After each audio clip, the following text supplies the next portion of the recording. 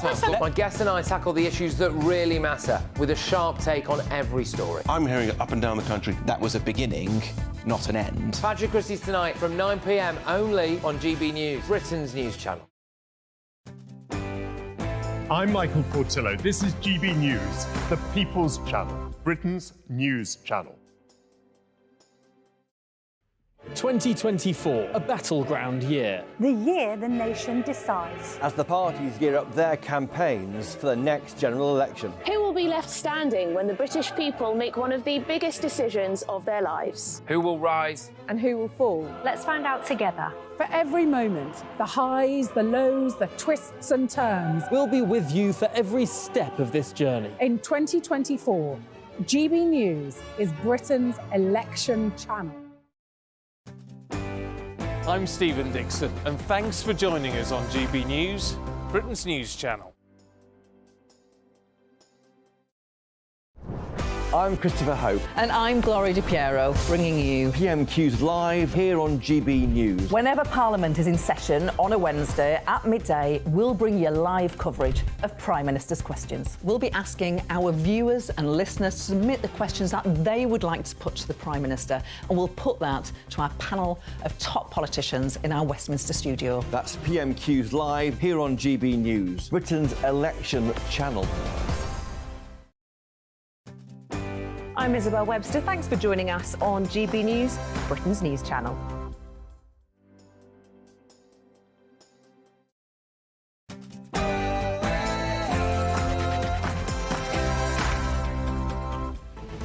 Good afternoon, Britain. It's 12 o'clock on Tuesday, the 21st of May. I'm Tom Harwood. And I'm Emily Carver. Our top story this hour. At least one passenger has been killed and dozens injured in severe turbulence on a flight from London to Singapore. We'll have the latest and keep you updated on this developing story. And a judge has ruled that new powers introduced to police pro-Palestinian protests are unlawful. It follows legal action brought by a leading civil liberties group. This, as the government's independent advisor says some extreme protest groups should be prescribed. In this hour, we'll hear from the government on how it intends to compensate the victims of the infected blood scandal. This has caused growth for former Health Secretary Lord Ken Clarke to be stripped of his peerage. And Rishi Sunak has spoken to GB News exclusively during his visit to Austria, where he's looking for cooperation to tackle illegal immigration.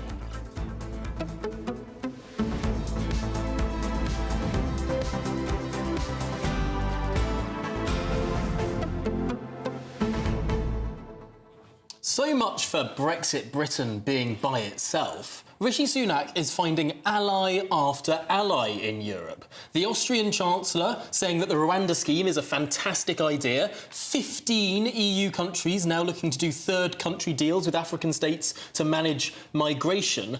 And the G7 summit being hosted in Italy this summer. Italy, a growing partner of the United Kingdom, one of those countries that's also looking to do deals like Rwanda. It's very interesting, isn't it? It's almost like we're leading the way when it comes to this issue. I mean, we were reporting over the last couple of months how Ursula von der Leyen herself is moving towards these things. You had President Macron in France saying that these type of schemes are beyond the pale. They do not match with our European values. And they're like, I won't do a French accent. You do a very I good started French and ended quickly. I don't want to offend anyone. But yes, it seems like the mood music is changing a little, and actually people are realising you can't have returns agreements with every single country around the world, and that actually doing a deal with a third country maybe is the only way to tackle this problem. It's so interesting, the praise that the Austrian Chancellor has heaped on Rishi Sunak. He's a sort of centrist conservative Chancellor of Austria, but country after country is now saying, actually, if you want to manage migration, you need somewhere to deport people with no right to be in your country back to. And that's a safe third country. Yeah, well, let us know what you make of it. Do you think that Britain could actually be leading the way when it comes to the migration crisis, when it comes to combating illegal immigration? Let us know. gbnews.com/your say is the way to get in touch. Let's get the headlines with Tatiana.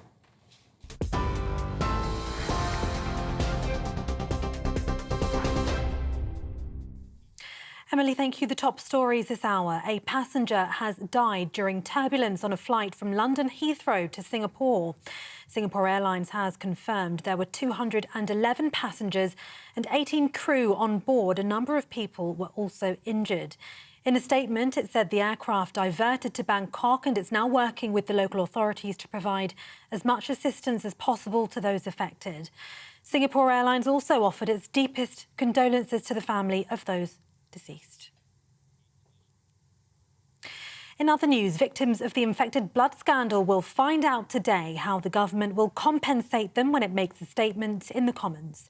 The Prime Minister apologised yesterday after the infected blood inquiry published its final report into the scandal, blaming failures on successive governments, the NHS and blood services. Since the 1970s, 30,000 people were infected with HIV and hepatitis through contaminated blood products and transfusions. Around 3,000 have since died. Chancellor Jeremy Hunt has pledged to pay victims back as part of a £10 billion package. The Prime Minister says there must be justice and accountability for any wrongdoing. What's happened over decades has been a failure on multiple levels, and it's important that yesterday was a day for the community to be heard, and they have waited an incredibly long time for justice and for the truth. That's why I rightly, as Prime Minister, offered an unequivocal apology to everyone affected by this appalling scandal, the infected, the affected, everyone impacted in the community. They have fought under considerable pressure, facing prejudice over many decades. Shadow Cabinet Minister Nick Thomas-Symonds says yesterday was a profound moment for the country, but victims should not have gone through what they did. The fact that it isn't just this awful scandal, we've got the Hillsborough scandal as well, we've got the Windrush scandal, we've got the Post Office Horizon scandal, and how it is that there are people who are protecting their own reputations, protecting the reputation of institutions above the public interest. He talked about a cultural change. There's not a single policy lever to pull to make that possible. That's going to require leadership, and that's what we have to dedicate ourselves to do, not just now, but in the months and years ahead. The Prime Minister says illegal migration has become truly one of the defining issues of our time as he visits Vienna for talks with the Austrian Chancellor about the issue. A red carpet was rolled out as Rishi Sunak was greeted by Austria's Karl Nehammer. The Prime Minister has said the two are deepening cooperation on illegal migration and agreed that schemes like the UK's Rwanda plan are needed to tackle the issue in Europe. 15 EU countries, including Austria, signed a letter calling on the European Commission to tighten migration policy and to look at third country schemes. Their meeting comes as the government promised an extra £25 million for the National Crime Agency to tackle people smuggling gangs. Meanwhile, during a visit to Essex's police headquarters, the Home Secretary has insisted the government is still determined to stop the boats as migrant channel crossings near 10,000 for the year so far. James Cleverly has said people smugglers have changed the way they operate when he was questioned over why the number of migrants arriving in the UK continues to rise. He blamed Labour, saying the Rwanda scheme has been delayed because of the delaying tactics of the Labour Party. The High Court has ruled that the regulations which lowered the threshold for police intervening in protests were unlawful. Civil liberties group Liberty brought legal action against the Home Office over protest regulations last year. The government measures lowered the threshold for what is considered serious disruption to community life. They also allowed police officers to take into account any relevant cumulative disruption of repeated protests. Well, in today's ruling, 2 judges ruled for the group, finding the Home Office acted out of its powers. A woman has died after a dog attack in a house in East London, with police seizing 2 XL bullies from the property. The Metropolitan Police says the victim was in her 50s and the incident happened yesterday. Officers say she was pronounced dead at the scene and the 2 registered dogs were seized after being contained in a room.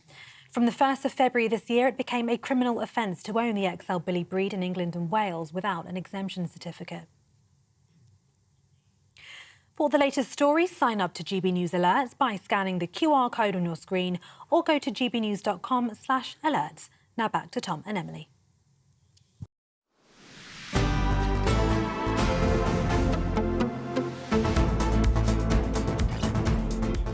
Good afternoon, Britain. It's 7 minutes past 12. Now, let's start with that breaking news. A person has died and multiple others have been left injured after severe turbulence on a flight from London Heathrow. Yes, well, joining us now for more is GB News Home and Security editor Mark White. Mark, I understand this was a flight from London Heathrow to Singapore. What do we know? Well, yes, this was a flight, the late evening flight that left from London Heathrow Airport bound for Singapore last night, and as it neared its destination, we believe somewhere over the Bay of Bengal, it hit severe turbulence, we think related to thunderstorms in that area. As a consequence, the aircraft, rather than continuing on to Singapore, made an emergency landing at the nearest airport, which was the international airport in Bangkok. You're looking at images we've obtained that purport to show the inside, the interior of that aircraft, and you can see items that have just been strewn around because of the severe turbulence inside that aircraft. There is also, which you can't quite see from there, towards the top of the image, a blanket that is covering, we understand, the body of a passenger who succumbed to their injuries as a result of being thrown around the cabin. 20 others at least have been injured as a result of what is not unknown. I mean, injuries through turbulence are known. They happen from time to time. However, it is very rare indeed for there to be a fatality on commercial airliners as a result of turbulence. Since 2009, about 150 people have been seriously injured as a result of turbulence during flights on commercial airliners, but no one has died since 2009. There have been fatalities in non-commercial airliners related to turbulence that has brought down those aircraft. You're looking there at shots on the ground at the international airport in Bangkok with a fleet of ambulances lined up to evacuate the injured from that Singapore Airlines. It's a 777-300, the larger variant of the 777 jumbo jet.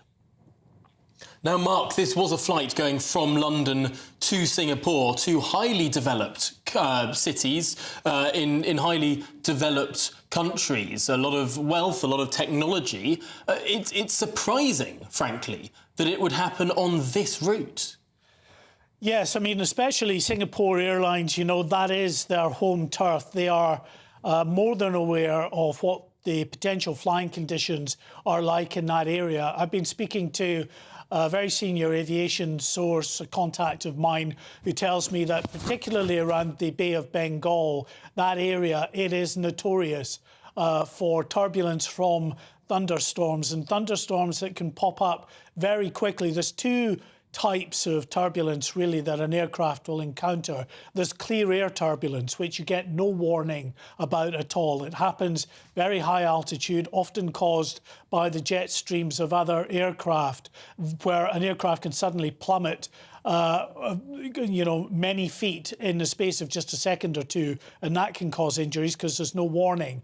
Then there's a turbulence that comes from storm activity. That's the one that weather radar should be able to point out. But this aviation source has also been telling me that there are known issues with the weather radar on the Boeing 777 aircraft, the 300 variant. So not the 777-200, but with the 300 variant, the variant that will have been used in this particular occasion. And that relates to the weather radar settings, which on automatic can sometimes give misreadings. So a pilot can see ahead that there might be thunderstorm activity that could be producing potential turbulence. But when they get closer to that event, it suddenly turns out that that was a misreading and there is nothing. And the opposite is also true, that on occasions it does not show up some turbulence. In fact, this source told me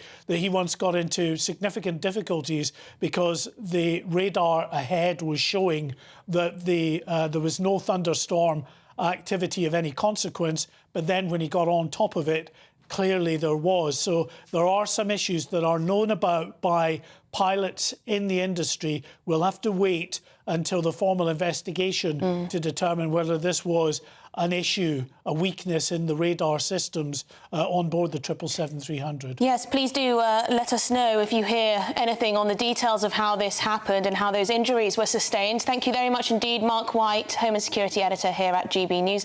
Worth just reading out one comment from Nick. He says he's flown out to Singapore dozens of times, and he says the turbulence over the Indian Ocean and the Himalayas was quite violent at times, with the plane dropping up to 100 feet in a couple of seconds. So clearly this is a route where turbulence is customary. But then you'd expect that Singapore Airlines and the experienced pilot, the experienced staff, many of those passengers will be repeat passengers. This seems like something beyond anything that has happened in recent history. Well, certainly terrifying. Moving on now, giving police more powers to deal with protests is unlawful. Well, that's according to the High Court, who's ruled the government and Home Office acted outside their powers when lowering the threshold for when the police can intervene in such protests. Yes, very interesting indeed. Joining us now is our political correspondent, Olivia Rutley, to tell us a little more about the detail here. Olivia, I understand this was brought by the civil liberties group Liberty, aptly named, who claimed that the government acted unlawfully by trying to crack down on protests. Tell us more. Well, exactly. This is a really big blow for Rishi Sunak. He brought in these measures to crack down on protests. Really what it was the pro-Palestinian protests in London. And he brought them in, these new measures in, through a pretty controversial route. Instead of using primary legislation, which is what you hear debated in the Common, which is very seriously scrutinised, he used something called a statutory instrument, which has much, much lower scrutiny. Essentially, he pushed it through the back door. And there was immediately a pushback from this. There were lots of civil liberties campaigners who said that the government here had sort of clouded the waters. The threshold for something which is considered to be disruptive behaviour is something which caused major disruption to everyday life.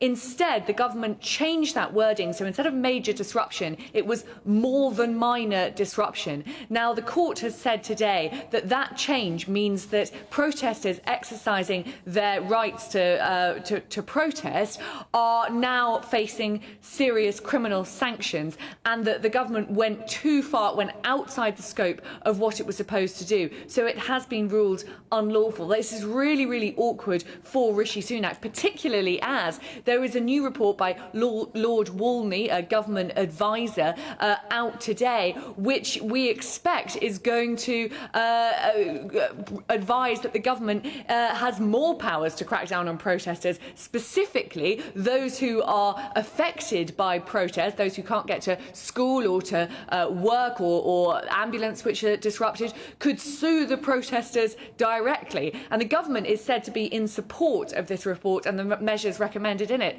Well, trying to introduce measures like that off the back of this High Court judgment, which has essentially said that the government went too far in clamping down on protest, clamping down on civil liberties, according to the High Court, it's bad news for the government.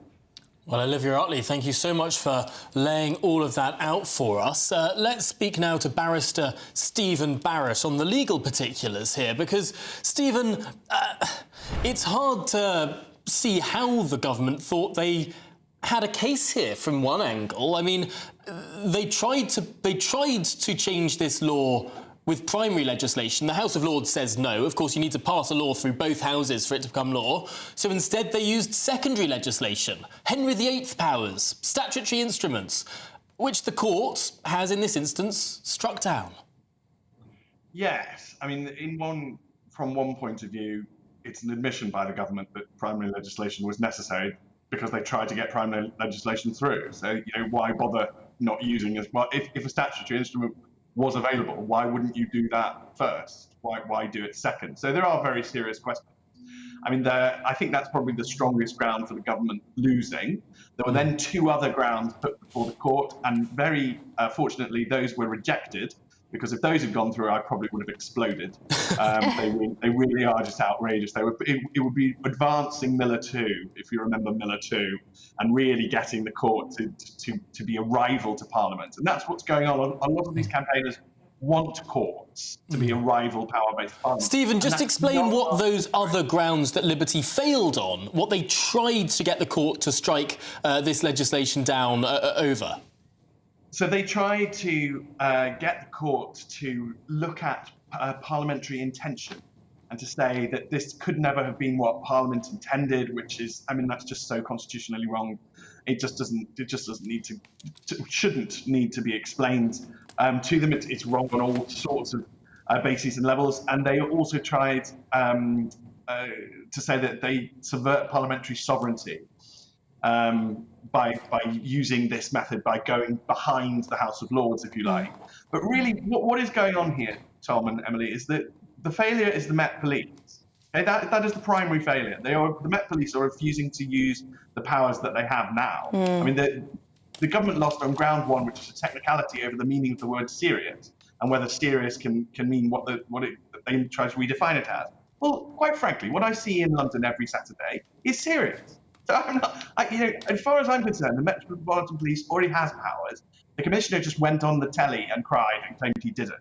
He managed to find an awful lot on St George's Day. That was a remarkable reverse ferret by the Met Commissioner in that instance. And the secondary problem is that the House of Lords thinks that it can run the country and do exactly what it likes. And it may well be that the constitutional change and the composition of the House of Lords, which used to have the benefit, I mean, there is a real benefit in hereditary peers, because you have a bunch of people who don't deserve to be there, who know it, and we know it, and as a result, they sort of do their job properly and they don't overstep the mark. Whereas now we've got a bunch of people who believe they are there on merit, and I'm past no comment beyond I mean, that. Stephen, I think you're absolutely right that if the police did their jobs, they do have the powers already to clamp down on the excesses of protests. And the government is trying to get the police to act in the way that they see fit, and by introducing more legislation, which makes things ever more complicated and allows for these types of rulings from the High Court and the like. But there's a bit of a messy picture today, because we've got this High Court ruling against the government's clampdown on protests. You've then got a report that we're expecting from Lord Wolney, who is an independent advisor on such things. He's expected to make recommendations that clamp down further on the extremes of protest. Where exactly does the government go with this? I do wonder if this report is now going to be published today, or whether they'll wait a little after this judgment. The timing is pretty terrible for the government. Well, London is getting out of hand. I mean, it's getting almost completely out of control. I went and visited on the weekend with my young child and my elderly father, and I was worried for their safety. This is a very concerning period of time that we're living through. A muscular government would bring back, if they need primary legislation to change, and I don't think they do. So a muscular government could do one of two things. They could get the Home Secretary to clip the Metropolitan Commissioner's ear and get him to actually do his job. And if they won't do it that way, they can tell off the Police and Crime Commissioner, which is Sadiq Khan. But the Home Secretary still has traditional historic role here. And the second one is that they could bring back primary legislation. And if the House of Lords act like self-indulgent children, as they apparently are now wont to do, then you just push it through with the Parliament Act. But that takes years, Stephen. Isn't one of the problems here that we're running up to the end of this Parliament? This Parliament only stretches until December, and there isn't time to do all of the sort of Salisbury-Addison stuff that would override the House of Lords. No, well, I don't think you even bother going that way. I think you just use the Parliament Act in a much more muscular way. Remember, we must govern ourselves in times of emergency, and just declare this an emergency. I mean, I don't understand on what level it isn't an emergency. Well, I'm sure Liberty would have a lot to say about that, Stephen. I'm sure Liberty would come out again and try to strike legal action against the government. Stephen, I'm really sorry. We're going to have to leave it there. It's been fantastic to talk to you as ever and get your expertise on these legal matters. Really good stuff. Thank you very much. A big question, isn't it? How does the government deal with this? They clearly want the police to do more. They're trying through legal action. Difficult. My favourite thing about all of this was that Liberty stood outside the court holding up a big banner saying, "Defend democracy," when the one house that they were fighting against was the Democratic House, What they were upholding was the will of the unelected House of Lords through the unelected courts. I don't quite see how that's upholding democracy. If there are three sort of parties to this whole situation, I mean, they were going against what the Commons had voted for. And this report, we await to drop this report into how to, well, crack down further on protests, really. That's what it's about. Anyway, coming up, a police task force set up to tackle child grooming gangs has made hundreds of arrests in its first year. We'll have the very latest on that after the break. Stay with us. This is Good Afternoon Britain. We're on GB News.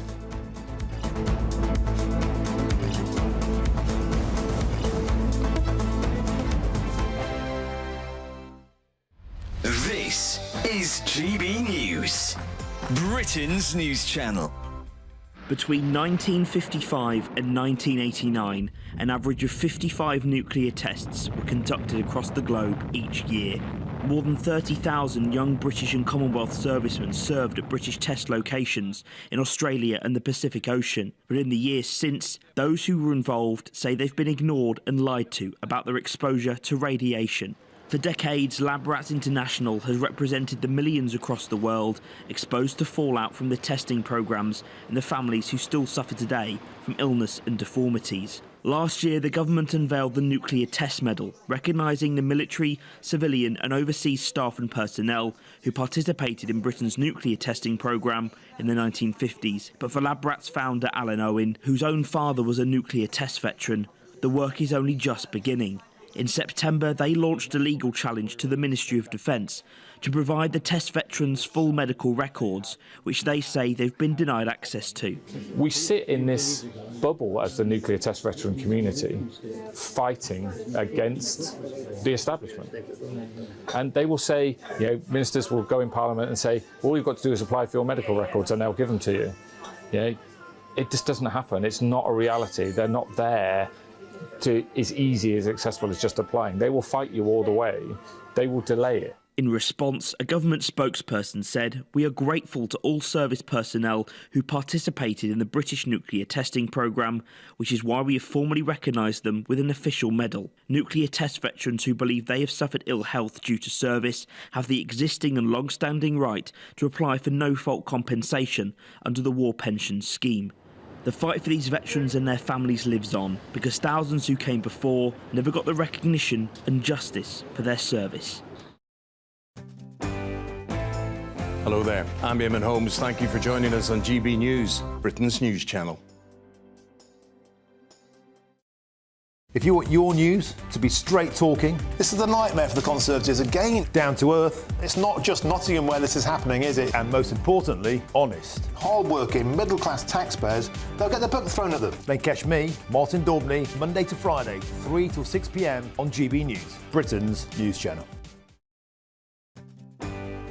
I'm Nigel Farage, and this is GB News, the People's Channel, Britain's news channel. Monday to Thursday nights on GB News with Dubes & Co from 6, followed by Farage at 7. At 8, Sir Jacob Rees-Mogg addresses the state of the nation. And at 9, join Patrick Christie's Tonight, followed by Headliners at 11. Only on GB News, Britain's news channel.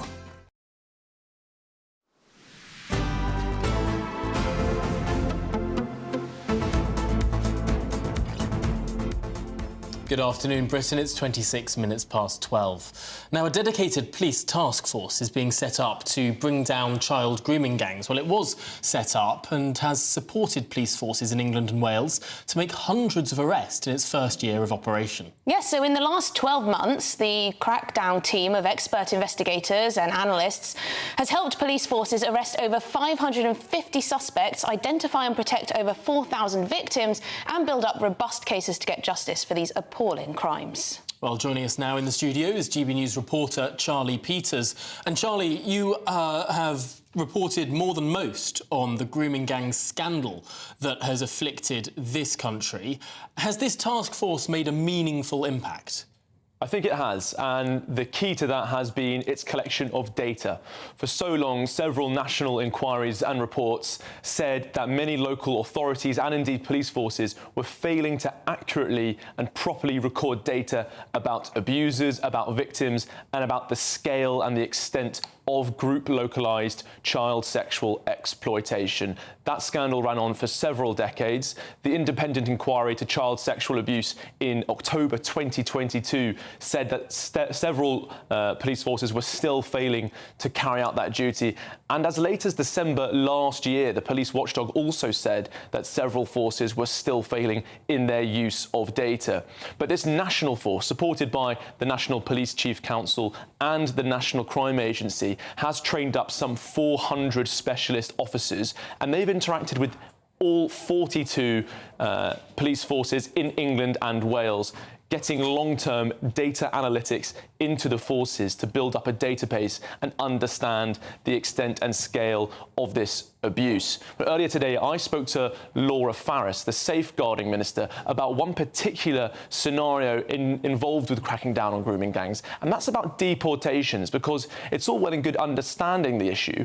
What's also important is once you've secured the convictions for foreign offenders is to deport them to the country of origin. In one particular case, Rochdale, in 2012, 2 ringleaders were convicted for 6 years in prison for appalling 2-year campaign of abuse in Greater Manchester. They were released from prison in November 2014 after serving just 2.5 years in jail.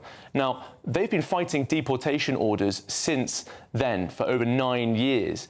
But the Nationality and Borders Act, introduced in 2022, permits the state to apply visa sanctions on countries that don't accept deportations. Here's what Laura Farris had to say about that.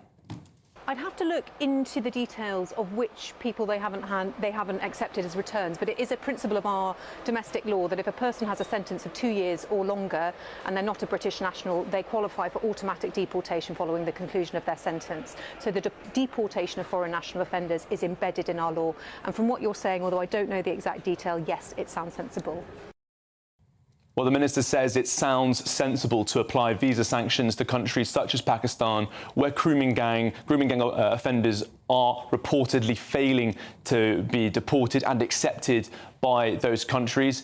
It's understood that the visa sanction tool that the government has, that it can apply as a part of this act, is being resisted by civil servants in the Foreign Office, but it's a power they have, it's a power they could use, and the Minister for Safeguarding, while praising this task force today, also says that it would be sensible to apply that sanction to Pakistan and other countries that have not accepted grooming gang offenders who should be deported. I mean, that is shocking that 2 of the ringleaders in the Rochdale grooming gang scandal, 2.5 years in prison. 2.5 years, and we can't deport so far. Yes, horrifying, really. Really horrifying. That's not justice, is it? That's not justice. 2.5 years in prison for something as heinous as a grooming gang.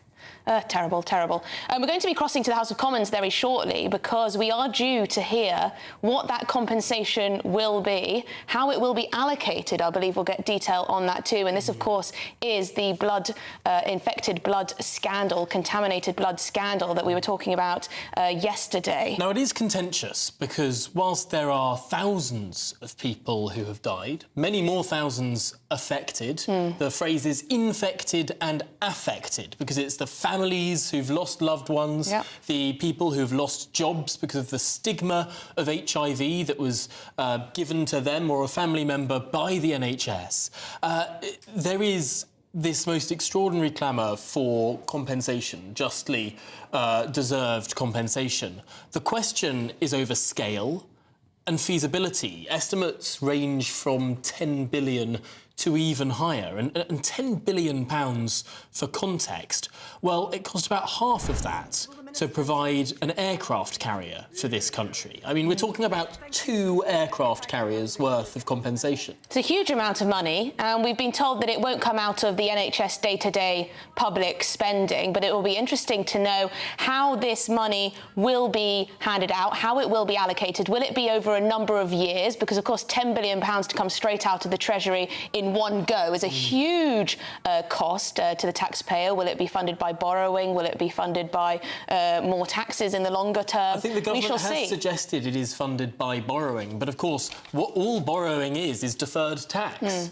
And potentially higher inflation. I mean, this is what America is finding right now with its big deficit spending. American inflation ticked up in the last 2 quarters, whereas in the UK inflation is thankfully still going down. But when there are big spending commitments like this made, I mean, let's hope that markets have priced this in.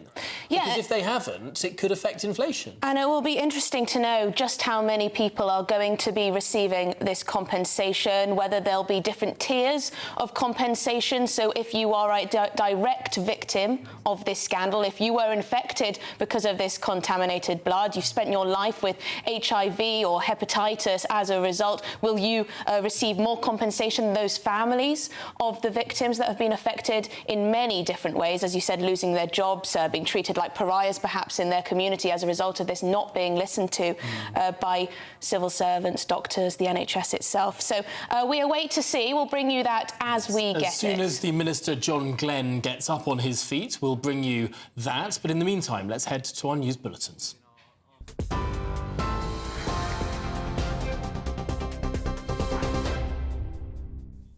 Tom, thank you. The top stories this hour. A passenger has died during turbulence on a flight from London Heathrow to Singapore.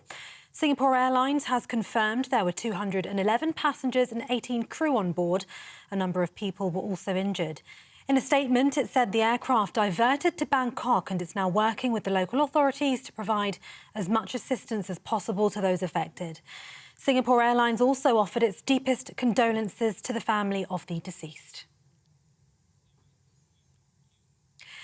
Victims of the infected blood scandal will shortly find out how the government will compensate them when it makes a statement in the Commons that is starting just now. The Prime Minister apologised yesterday after the infected blood inquiry published its final report into the scandal, blaming failures on successive governments, the NHS and blood services. Since the 1970s, 30,000 people were infected with HIV and hepatitis through contaminated blood products and transfusions. Around 3,000 have since died. Chancellor Jeremy Hunt has pledged to pay victims back as part of a £10 billion package. The Prime Minister says illegal migration has become truly one of the defining issues of our time as he visits Vienna for talks with the Austrian Chancellor about the issue. The Prime Minister has said the two are deepening cooperation on illegal migration and agreed that schemes like the UK's Rwanda plan are needed to tackle the issue in Europe. Their meeting comes as the government promised an extra £25 million for the National Crime Agency to tackle people smuggling gangs. The High Court has ruled that Prince Harry cannot broaden legal action against News Group newspapers to include allegations against Rupert Murdoch. A judge has ruled the allegations against Mr Murdoch should not be allowed to be taken to trial. Let's take you to the House of Commons now, where Paymaster General John Glenn is giving a statement on the infected blood scandal. The Prime Minister spoke about the anguish that the infected blood scandal brought to those impacted by it. I want to reiterate his words and apologise again today. I am sorry. The Prime Minister also spoke on behalf of the whole House of our gratitude to Sir Brian Langstaff and his team for completing his comprehensive report. I think 7 volumes, 2,500 pages. And of our appreciation of all those who came forward as part of the inquiry.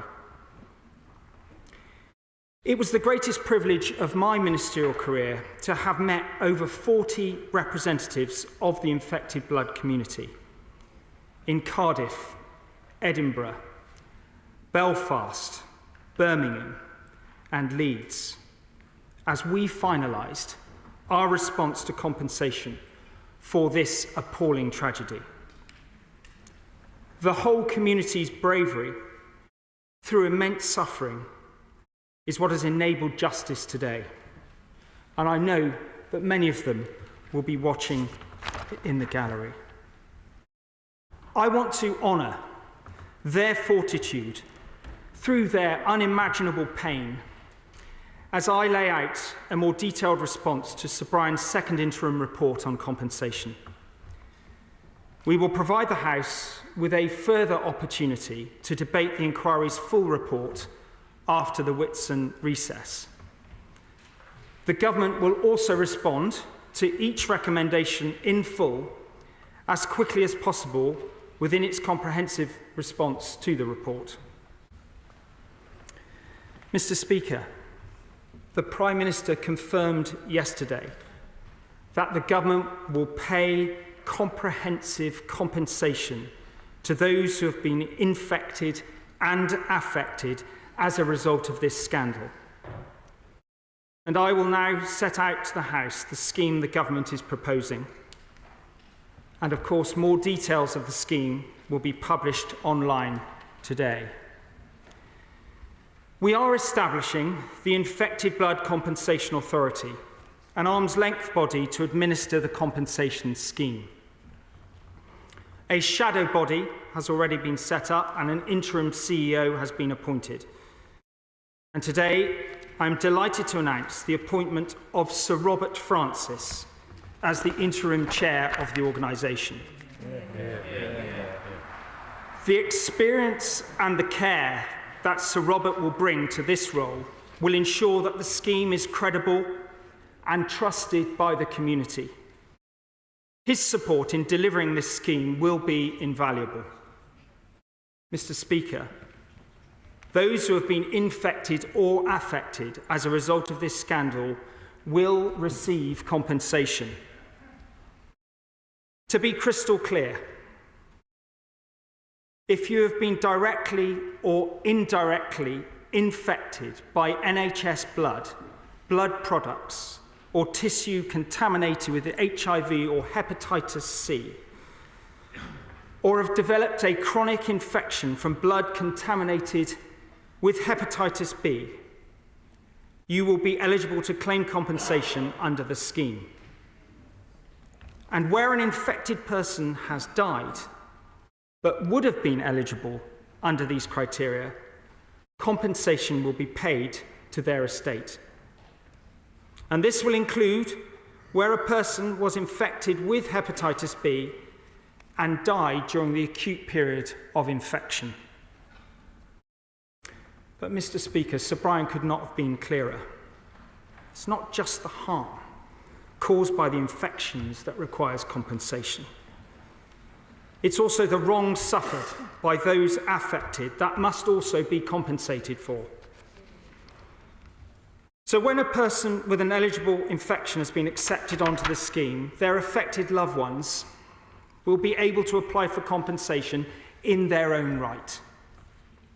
That means partners, parents, siblings, children and friends and family who have acted as carers of those who are infected are all eligible to claim.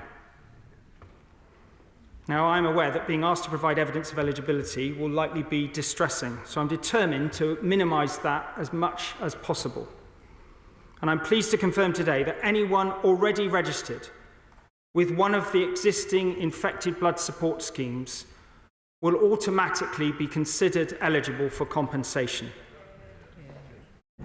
Mr. Speaker, I would also like to give thanks to the dedication and hard work of Professor Sir Jonathan Montgomery and the other members of the expert group who were critical in advising on how the government could faithfully translate the recommendations of Sir Brian for the scheme. And in line with our previous commitment, we will publish the names of those experts today. Now, in his report, Sir Brian recommended compensation be awarded with respect to the following 5 categories. An injury impact award, acknowledging the physical and mental injury caused by the infection. A social impact award to address the stigma or social isolation as a result of the infection. An autonomy award, acknowledging how family and private life was disrupted during this time. A care award to compensate for past and future care needs of anyone infected. And finally, a financial loss award for past and future financial losses suffered as a result of the infection.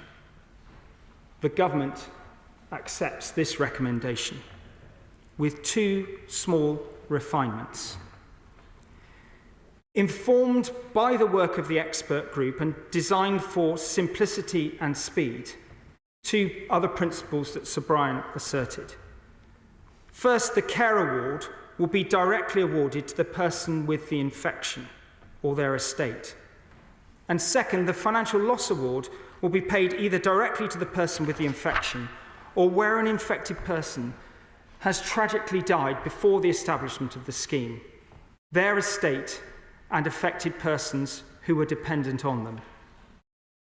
Now, sadly, many people have links to multiple individuals who are infected, or are both infected themselves and affected by another's infection.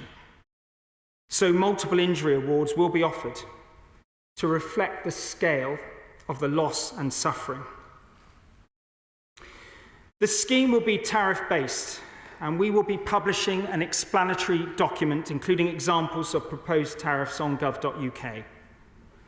However, Mr. Speaker, this is not the end. Over the next few weeks, Sir Robert Francis will seek views from the infected blood community on the proposed scheme before its terms are set in regulations, to make sure that the scheme will best serve those that it's intended for. Now, Sir Robert has welcomed the government's proposals as positive and meaningful, and he will set out more details on engagement with the community shortly. The inquiry recommended that the scheme should be flexible in its awards of compensation, providing both for a lump sum or regular payments. And we agree. And that is why the awards to living infected or affected persons will be offered a lump sum or periodical payments. And where the infected person has died, estate representatives will receive compensation as a single lump sum to then distribute to beneficiaries of the estate as is appropriate.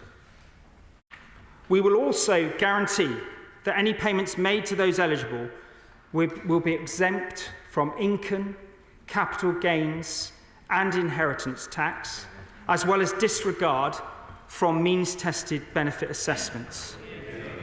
And we will also ensure that all claimants are able to appeal their award, both through an internal review process in the Infected Blood Compensation Authority and, where needed, the right to appeal to a first-tier tribunal. And our expectation is that final payments will start before the end of the year. Now, Mr. Speaker, if you would permit, I would like to return to the House when the regulations are laid later this year to make a further statement on an update on the delivery of the compensation scheme. But I know from my discussions with the community just how important the existing infected blood support scheme payments are to them. I recognise that many people, sadly, rely on these payments, and they are rightly keen to understand what the government's intentions are. And I want to provide reassurance to all those out there today that no immediate changes will be made to the support schemes. Payments will continue to be made at the same level until the 31st of March 2025, and they will not be deducted from any of these compensation awards. From the 1st of April 2025, any support scheme payments received will be counted towards a beneficiary's final compensation award. This will ensure parity between support scheme beneficiaries, regardless of whether they were the first or the last to have their compensation assessed by the Infected Blood Compensation Authority. And we will ensure that no one receives less in compensation than they would have received in support payments. Now, Mr. Speaker, I recognise that members of the infected blood community are still dying each week from their infections. And there may be people, indeed there will be people listening today, who are thinking to themselves that they may not live to receive compensation. So I want to address those concerns too. Today I'm announcing that the government will be making further interim payments ahead of the establishment of the full scheme. Payments of £210,000 will be made to living infected beneficiaries, those registered with existing infected blood support schemes, as well as those who register with a support scheme before the final scheme becomes operational, and the estates of those who pass away between now and payments being made. I know that time is of the essence, which is why I'm also pleased to say that they will be delivered within 90 days, starting in the summer, so that they can reach those who need it so urgently most. Now, Mr. Speaker, before I conclude, I would like to turn to the matter of memorialisation. Many of those who were infected by contaminated blood or blood products have since died without knowing that their suffering and loss will be fully recognised, either in their lifetime or at all. The lives of most of those who have died remain unrecognised. And I note Sir Brian's recommendations on memorialisation across the UK. And the government will address those recommendations in detail as part of our wider response to this report. So in conclusion, Mr. Speaker, I know that the whole House will want to join me in thanking Sir Brian and the inquiry for the work that they have done, and pay tribute to all those who have been caught up in this terrible tragedy and battled for justice for so long. Yesterday was a day of great humility for everyone implicated by this inquiry, and today, I can only hope, with the inquiry's report published, and with our firm commitment to compensate those touched by the scandal, the infected blood community knows that their cries for justice have been heard. Mr. Speaker, I commend this statement to the House. Can I just say, lots of members want to get in, and all members will get in. I now come to the Shadow Secretary of State, Nick Thomas-Symonds. Well, there we had it. John Glenn, Government Minister, outlining the compensation scheme for those that were both infected and affected by the contaminated blood scandal. Those that were directly contaminated will be getting full compensation. Those that were infected but died, well, full compensation will be given to their estates. And those who cared for those who were infected, and indeed those who lost financially by whatever means, they will also be compensated. There will be interim awards of compensation this summer of £210,000, but that is just the start, because the full compensation will be rolling out in the months ahead. Yes, indeed, that 210,000, they acknowledged there that there will be people who may pass away before the main compensation comes and is available. People will have to apply, although people who are already members of a support group will be treated quickly with these claims for compensation. But yes, interesting, partners, parents, siblings, carers, friends who've acted as carers, all those affected, as you said, infected and affected by this scandal, will be receiving compensation. I don't believe he gave a total figure of how much this will cost. I presume they don't know exactly how much this will cost. It depends how many people come forward and apply for this compensation. It may well take rather a long time for the government and the authority who's in charge of this now to come to answers for everyone who applies, but that is the intention as it stands. It should be said that John Glenn also said that all of this compensation is completely tax-free, both of income tax but also of inheritance tax. Let's cross now to our political correspondent Olivia Utley, who is listening to the statement. And Olivia, this is a huge moment in the history of this government. This will be looked back upon. Well, absolutely, and it's a massive breakthrough for those victims of the scandal who have been begging for some sort of financial redress for, in some cases, up to 45 years now. The government has essentially accepted all of the recommendations in Sir Brian Longstaff's report. The big question today was, when will payments start to be made? And that is a question which John Glenn did start to answer. Interim payments will be made from within 90 days from the summer, not entirely clear what the summer means there, and final payments will start to come out by the end of the year.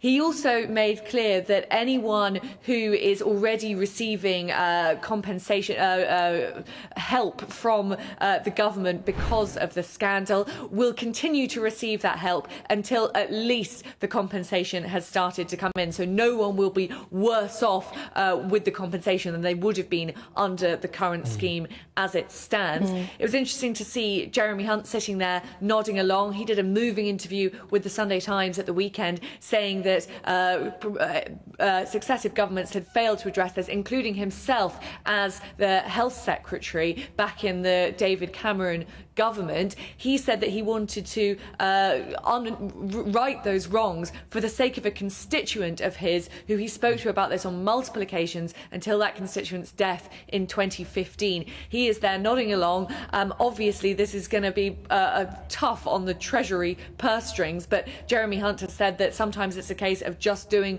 the right thing. There will be a question, probably for another day really, about whether this possibly £10 billion package will mean that Hunt isn't able to cut taxes before the next election. We think that because this is going to be paid for out of borrowing rather than everyday spending, it probably won't affect what the government is doing. Also, it'll be interesting to see whether there will be another budget now before the next election, because this package takes up all fiscal headroom. That just shows the size of it and the number of people who have been affected by it in some way. Really, really shocking scandal, the full extent of which we didn't really know until yesterday. We've now had that full apology from the government and some details of the compensation scheme. It'll be really interesting to see what the victims make of it.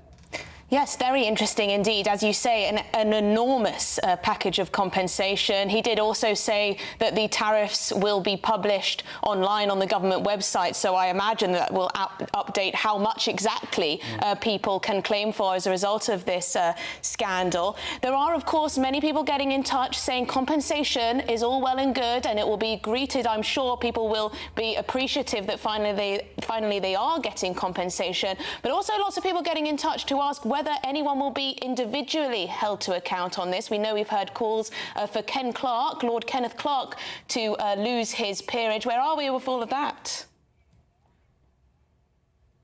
Well, I think that's a really interesting question, which we haven't yet got an answer to. What does justice look like after something like this? There are calls, Brian Longstaff in his report singled out individual ministers. Among them, you mentioned Ken Clarke. There are calls for him to be stripped of his knighthood. Tony Blair was also singled out. He said that in 1996, I think it was, that he felt sorry, 1999 it must have been, he felt sorry for the victims of the infected blood scandal, but he didn't think an inquiry would do any good. Will he be held to account for those comments, which may have delayed this compensation even further down the line? Of course, getting to the bottom of who exactly was responsible for the scandal in the first place is very, very difficult indeed. Andy Burnham, the Labour Mayor of Manchester, is calling for charges of corporate manslaughter to be brought perhaps against sort of whole civil service departments. But the people who were responsible for this at the very beginning have obviously long since retired, or in some cases may have died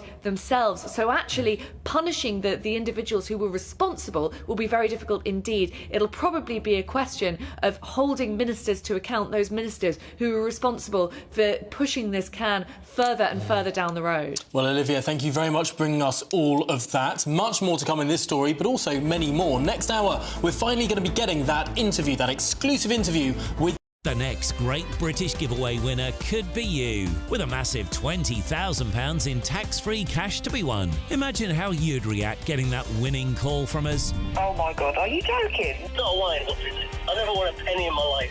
I don't know what to say. Do you know what? I've never won anything like this in my life. Oh my God. Oh God. Oh, it shocks me. This is amazing. For another chance to win £20,000 in tax-free cash, text PRIZE to 63232. Text costs £2 plus one standard network rate message. Or post your name and number to GB05, PO Box 8690, Derby DE1 9TT. UK only. Entrance must be 18 or over. Lines close at 5 p.m. on the 31st of May. Full terms and privacy notice at gbnews.com/win.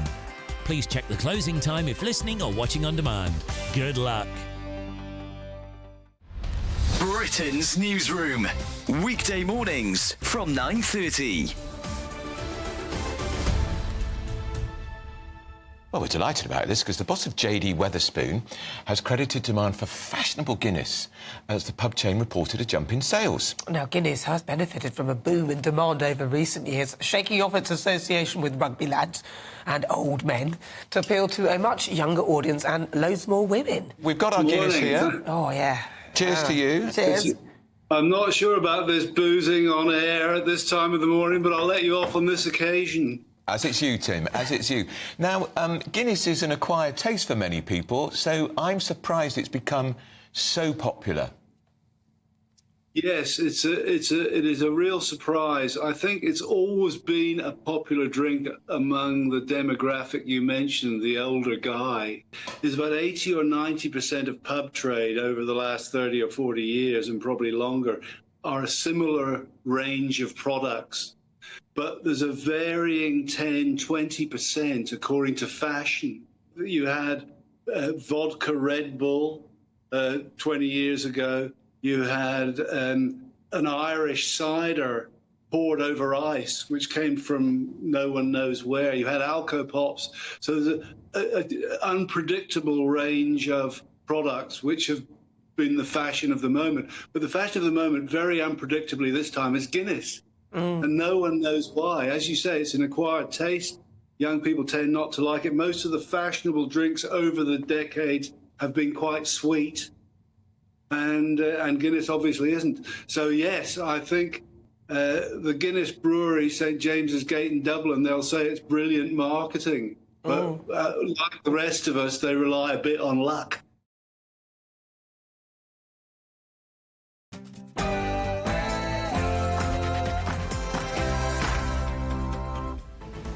Well, good afternoon, Britain. It's 1 o'clock on Tuesday, the 21st of May. I'm Emily Carver. And I'm Tom Harwood. Now, Rishi Sunak has spoken to GB News exclusively during his visit to Austria, where he's looking for cooperation to crack down on illegal immigration. We'll hear his full interview in just a few minutes. And the government has revealed how the victims of the infected blood scandal will be compensated. This has caused grow for former Health Secretary Lord Ken Clarke to be stripped of his peerage. All those details to come. And at least one passenger has been killed and dozens injured in severe turbulence on a flight from London to Singapore. We'll keep you updated on this developing story.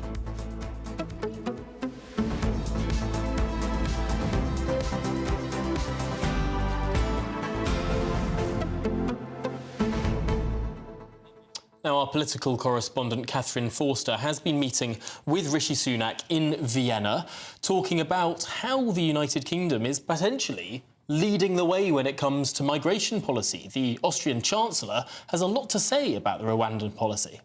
Yes, is it almost as if he may wish to copy and paste the deal, perhaps not with Rwanda, perhaps with another third country? We know that Ursula von der Leyen has started thinking about this. She's certainly considering which country she could do it with. She's looking at Tunisia, Morocco, right? Tunisia and Egypt were the two that she mentioned just a few weeks ago. But there are many countries that the EU is looking to do deals with as a bloc, but also specifically and perhaps further, 15 EU countries now looking to follow this sort of Rwanda model. It will be really interesting to see what Rishi Sunak has had to say about his private meeting with the Austrian Chancellor in the Chancellery there in Vienna. Yes, I'm sure Rishi Sunak, the Prime Minister, will be wanting to pitch himself to the country, to the British audience, that he is the man leading the way when it comes to illegal immigration, and that he is committed, as he says so many times, time and again, to stopping the boats. Very interesting to hear what Catherine asks him. I'm sure she'll ask him about his Stopping the Boats pledge. I'm sure she'll ask him about the protests, the clampdown on protests, what that might look like, particularly in light of this High Court ruling too. And many other things, I'm sure. Indeed, and we're getting that interview in 5 minutes' time, so don't go anywhere. But also, it's important to note that the Austrian Chancellor, Karl Nehammer, has said that asylum proceedings should happen in safe third countries. The UK is a pioneer for this model. A pioneer. So Rishi Sunak, in his brief visit to Vienna, has got a European leader to say that the UK is a pioneer with its immigration model. That is a pretty impressive diplomatic feat. Absolutely. And please do also let us know what you make of what we just heard on the compensation for those who were infected and affected by the scandal. What did you make of it? Is it enough? Do you think that there should be more accountability when it comes to former health secretaries, when it comes to people within the NHS that covered this up, allowed it to keep going, didn't make enough of it at the time? gbnews.com/your say is the way to get in touch. Let's get the headlines with Tatiana.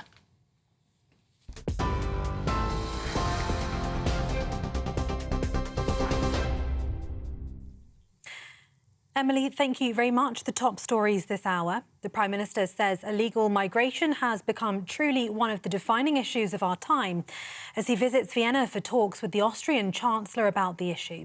A red carpet was rolled out as Rishi Sunak was greeted by Austria's Karl Nehammer.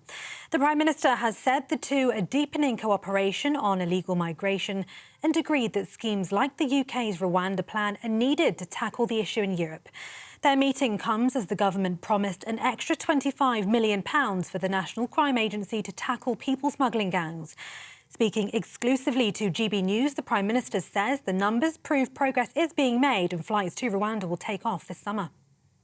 Numbers are down by around a third. They were down by around a third last calendar year as well. So we are making progress. And just this year, in fact, we have returned 10,000 people back to other countries. That's 2,000 people more than we did last year. So that shows the progress we're making. And including within that are 1,700 foreign national offenders. Again, 400 more than last year. So yes, we are making progress. Of course, there's more to do. I've been very clear that I won't stop until we have stopped the boats. Stay with us on GB News to see that full interview, that exclusive interview, in just a couple of minutes' time. In other news, the first victims of the infected blood scandal will receive their final compensation payment before the end of the year. Speaking in the House of Commons, Paymaster General John Glenn said that all relatives of victims of the infected blood scandal can also apply for compensation. The inquiry published its final report into the scandal yesterday, blaming failures on successive governments, the NHS and blood services. Since the 1970s, 30,000 people were infected with HIV and hepatitis through contaminated blood products and transfusions. Around 3,000 have since died. Well, Paymaster General John Glenn made that statement just a few moments ago, where he also apologised to victims and said the scheme will be flexible. Those who have been infected or affected as a result of this scandal will receive compensation. To be crystal clear,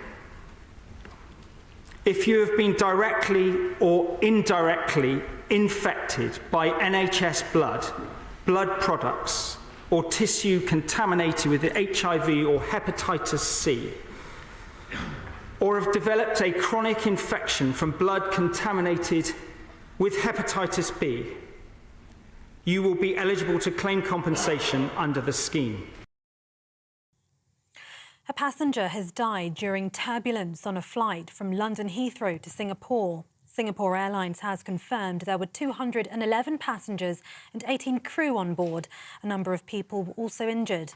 In a statement, it said the aircraft diverted to Bangkok and is now working with the local authorities to provide as much assistance as possible to those affected.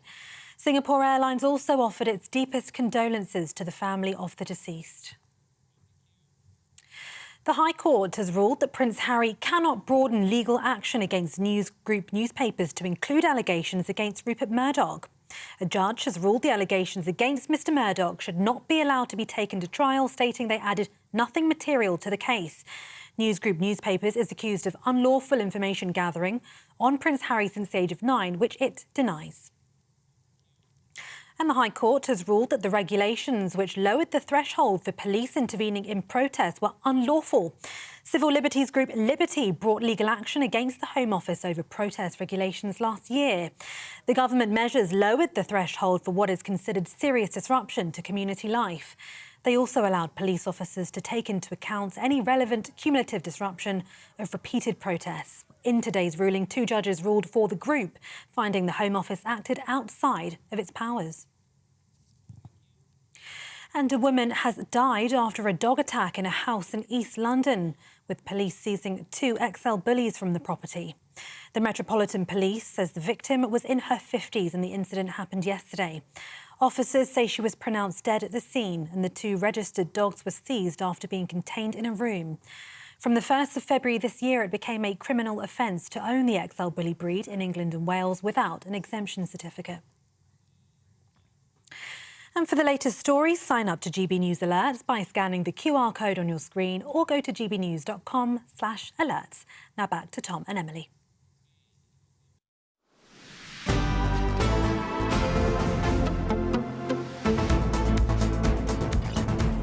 Well, it's 1:08. Good afternoon, Britain. Now, the Prime Minister is in Vienna for talks with the Austrian Chancellor to seek cooperation to crack down on illegal migration.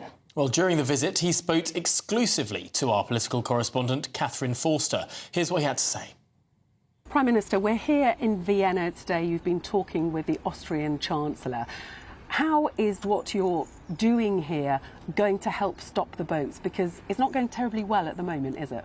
Well, it's been good to be here in Austria talking with Chancellor Nehammer about tackling illegal migration. And the Austrians share our view that tackling illegal migration is one of the great issues of our time. It requires urgent attention, and the only way to fully solve this problem is to embrace new, bold, novel solutions, like the use of safe third countries for removals. That's something that the Austrians believe. And indeed, what we've just seen in the last few weeks is 15 EU countries actually all making the same point, that that's what this requires. That's why our Rwanda scheme is so important. We are pioneering something new. I said when I first got this job that where Britain leads, others would follow when it comes to tackling illegal migration, and you can see that that is now clearly the case. And I've had very constructive dialogue today with the Chancellor here in Austria about what more we can do to work together, and again, to lead this conversation in Europe, as we are seeing others are seeing what we have seen, that the only way to fully solve this problem is to have a deterrent, make sure that you can remove people to a safe third country. That's how you break this criminal gangs. It should be us that decide who come to our country and not them. But, Prime Minister, you've pledged to stop the boats very explicitly. So far this year, the numbers are up 35% on where we were last year. Nearly 10,000 people have made that crossing this year. Do you regret making that pledge so firm, stop the boats? Because it's impossible, isn't it? Certainly before the next election. No, it's very important to me that we do stop the boats, because it's a basic matter of fairness. It's simply wrong that people are jumping the queue, coming to our country illegally, putting pressure on public services, undermining that sense of fairness that's so central to our national character, and perilously risking their lives in the process. And as we've seen, tragically, children have lost their lives being exploited by these criminal gangs. So I am absolutely convicted in my belief that the right thing to do is everything in our power to stop the boats. That's why we're pioneering the Rwanda scheme. And actually, over the past 12 months, if you look at the last 12 months, the numbers are down by around a third. They were down by around a third last calendar year as well. So we are making progress. And just this year, in fact, we have returned 10,000 people back to other countries. That's 2,000 people more than we did last year. So that shows the progress we're making. And including within that are 1,700 foreign national offenders. Again, 400 more than last year. So yes, we are making progress. Of course there's more to do. I've been very clear that I won't stop until we have stopped the boats. That's why the Rwanda scheme is so important. And as you can see from my conversations here in Austria and what's coming out of multiple other European countries, everyone else is seeing what we've seen, that you must have somewhere to return people so you can have a proper deterrent, because that's the only way to fully solve this problem. Talking about Rwanda, the Home Office seems to have lost a load of people that were earmarked for removal. People are going across into Ireland, etc. There's going to be legal challenges. Some of your own ex-ministers think you're never going to get flights off the ground. Are you still saying you're going to get regular flights going through the summer? And if so, how many people do you think you can send before the election? Well, I do believe that that's what we will do, and I set out very comprehensively all the preparations that we've put in place to make that possible this summer. I'm not going to get into the specific operational detail because we don't want to compromise the integrity of those operations, but we've trained hundreds of caseworkers, secured an airfield, booked planes, have escorts, identified the cohorts. So all that work is ongoing so that we can not just get the first flight off in July, but then have a multiple rhythm of flights thereafter so that we can create the deterrent that we know is necessary to solving this problem. And look, lots of people will have their views on this, but I'm not going to apologise for doing something bold, for doing something novel and ambitious, because that is what is required to stop this problem. Anyone who says that you can stop the boats without something like this, without having somewhere to return people to if they come here illegally, is not being straight with the British public. Now, Labour are very clear on this. They believe in giving people who have come here illegally an amnesty to stay. Right? They don't believe in returning people. They don't believe in a deterrent. Well, the rest of Europe is clocking on that you need a deterrent. 15 EU countries just all signed a declaration a week or so ago saying that you need to have returns to safe third countries because that's the only way to stop the incentive for people to come. They recognise that. We've led on that conversation. It's only the Labour Party who seem to think that that's not necessary. They don't care about stopping the boats, whereas I'm determined to do everything I can so that that's what we achieve. Figures for legal migration are out this Thursday. It was 750,000 last time. Boris Johnson pledged to get it below, 230,000 it was when they won that majority. It's not going to get down to that. It's not really good enough, is it, on legal migration either? Yeah, the levels of legal migration that I inherited are just simply too high, and that's why I've taken, I think, more significant action than any Prime Minister in recent history to bring the levels down. We've tackled student dependence, people abusing social care visa. We've raised the threshold of salaries that people need to earn before they come here so they're not undercutting British workers, and we're already starting to see the impact of those changes. In the first 3 months of this year, the visas issued across our main visa categories were down by a quarter. Down by a quarter. That is a significant drop. It shows that our plan to bring illegal migration down is working. There's more to come because more of our measures are kicking in thereafter, so people can be reassured that we have a plan. That plan is working. We will bring these levels of legal migration down because I believe, like many people, that they are simply too high and unsustainable. Finally, Prime Minister, big football match at the weekend, Southampton or Leeds. One of them is going to the Premier League. You're a massive supporter of Southampton. Which would you pick if you could choose? Southampton going to the Premier League or you winning the next election? Well, it was great to be at St Mary's on Friday night with my family. It was a really special moment for the club, for the players, for the manager. In fact, the whole city was celebrating. I've never experienced an atmosphere like that at St Mary's for years. It was really brilliant. I'm really delighted for everyone. Looking forward to Sunday, hoping that Che Adams is fit and we can march back up to the Premier League. Here we come. Prime Minister, thanks so much for talking to us on GBNews today. Thank you. The slimy little politician, avoiding that important question at the end. But it's an obvious answer. Obviously winning the general election. Oh, I don't know. Well, people... I mean, I don't have a football team myself, but I imagine people hold football teams really quite close to their hearts. Not if you're, running to be the Prime Minister. To be honest. I mean, surely you've got to say, I want to be the Prime Minister. I want to win the general election. That's why I'm doing this pledge to stop the boats. But very interesting. Given the state of the global economy, I'm not sure being the Prime Minister right now is perhaps the most fun job in the world. Well, no, but very interesting what he had to say about illegal immigration. Very much pitching himself as the pioneer in Europe, telling us that 15 other EU countries are trying to pursue similar schemes, that we're the first to do it. People are following us. Do you believe him? Do you believe those flights are going to take off? He's saying Labour is pro-amnesty when it comes to illegal migration. If they're not in favour of safe third countries, then, where are people going to go once they come here illegally? So some strong stuff from Rishi Sunak there. I guess the question is whether you believe he can achieve it all in time for the next election. Well, he's talking about this steady drumbeat, this steady rhythm of flights Over this summer, of course, not a single flight has left, one of those official deportation flights. Of course, there have been some people who've gone voluntarily, but that's not really what the Rwanda scheme's all about. Once those flights start going, will be the moment of truth for this government, really. Absolutely. I mean, he said they've returned 10,000 people and 1,700 foreign criminal offenders, which is good news, presumably, for our national security. Shall we speak to our political correspondent, Olivia Utley, who was listening to that interview? Olivia, as you heard, Rishi Sunak very much setting himself out as a pioneer when it comes to cracking down on illegal migration. I guess the question is whether the public believe that he can achieve what he says. Well, it was an interesting point that Sunak made about being the front runner of sending migrants to third countries. And he does have a point. There are other EU countries who are now considering sending migrants to third countries. Whether that is a result of Sunak's action or whether they were going to do it independently, we can't be sure. But as you say, Emily, the question is it really going to happen? Sunak said at first that we would see flights off the ground before the spring. That didn't happen, mainly because that legislation took such a long time getting through first the Commons and then the Lords. It was laid out back in January, and it took emergency legislation. It took nearly 5 months before it was actually passed into law in Parliament. And now we are still to see flights take off. We are expecting them to start going quite soon, and Sunak has said that he's expecting a steady drumbeat, although interestingly in that interview he didn't actually put a figure on how many migrants he expects to see flying off, which really you think he should be able to do if there is going to be this steady and regular passage of migrants leaving from Britain to Rwanda.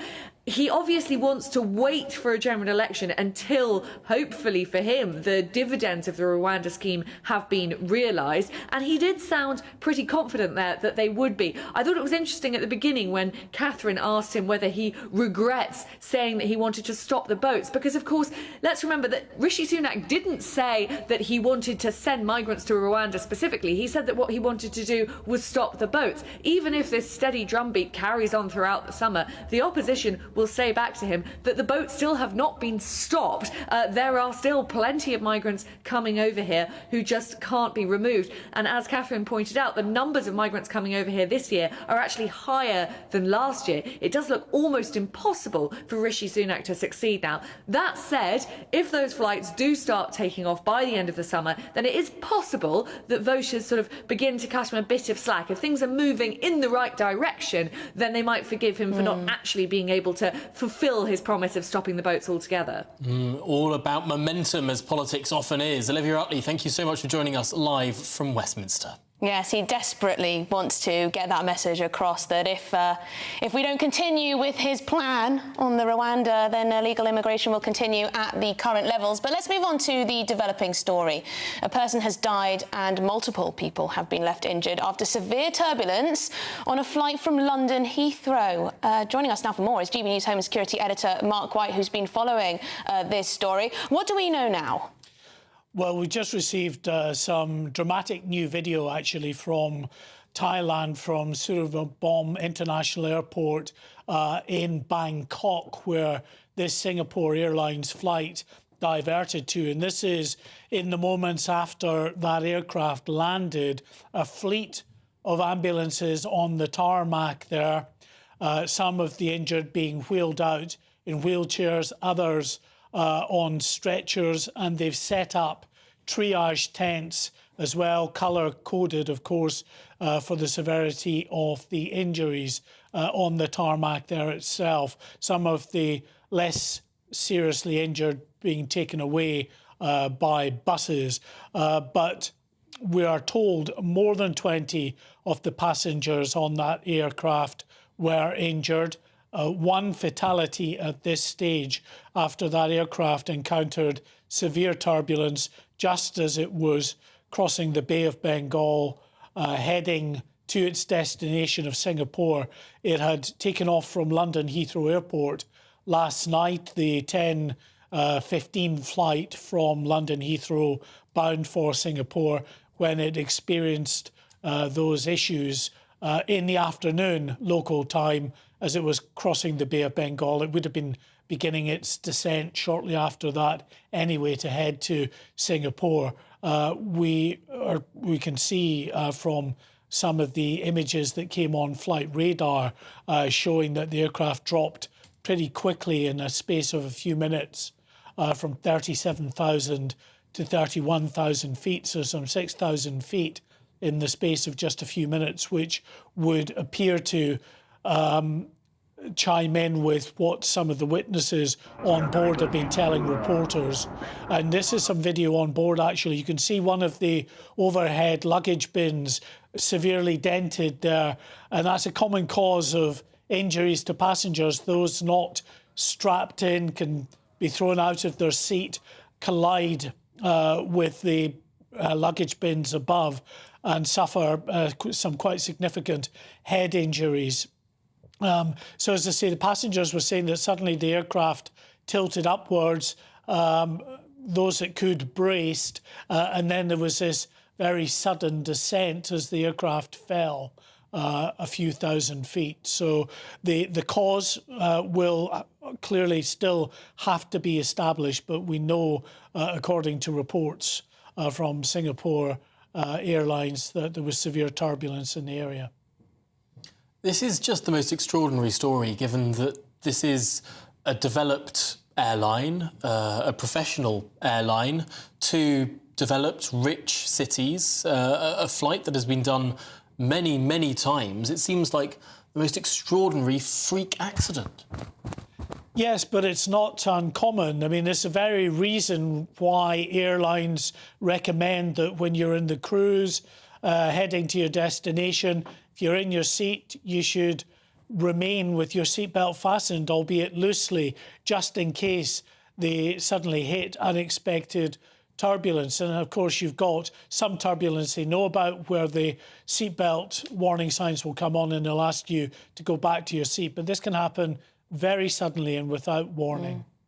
Well, thank you very much indeed, Mark White, our Home and Security Editor, bringing us the latest. I mean, that footage really brings to light just how serious this incident has been, that emergency response there. Very severe indeed. We'll bring you any breaking news on that front. But in other news, a woman has been mauled to death by 2 registered XL bully dogs in East London. We're asking whether the laws to control this breed go far enough. That next. You're watching Good Afternoon Britain on GB News.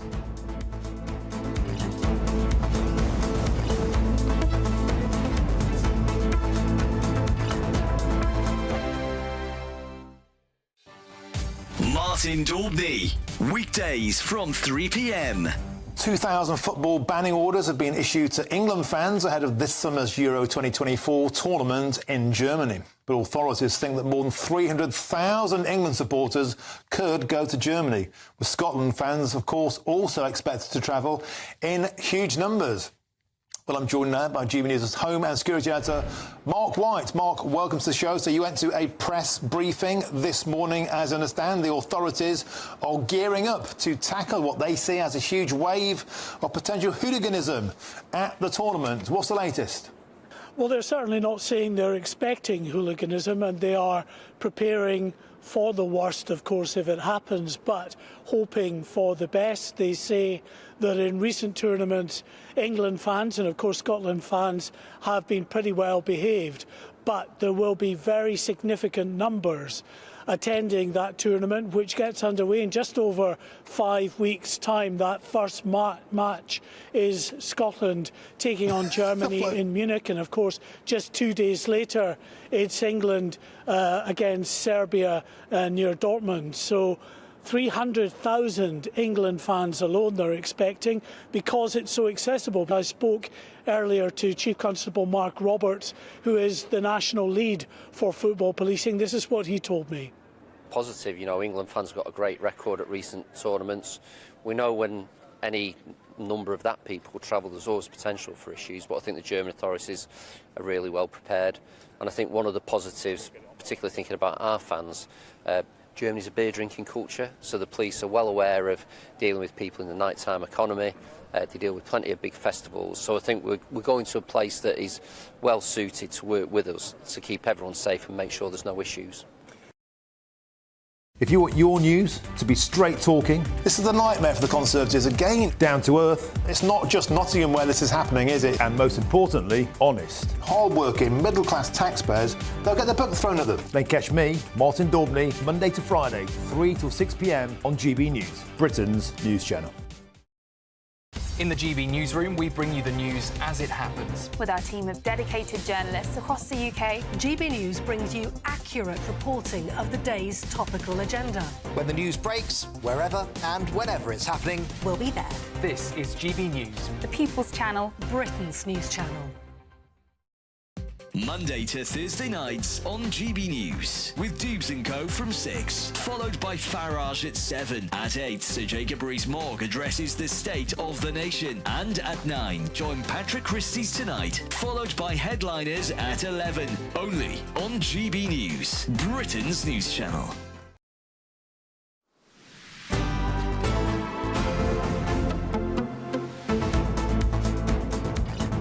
Well, very good afternoon, Britain, to you. It's 1:27, and the Community Secretary, Michael Gove, he's been speaking this morning in London, condemning the rise in anti-Semitism in the UK following the October the 7th attacks. Yes, he stated that the organisers of pro-Palestinian marches are not doing enough to stop some demonstrators spreading anti-Jewish messages.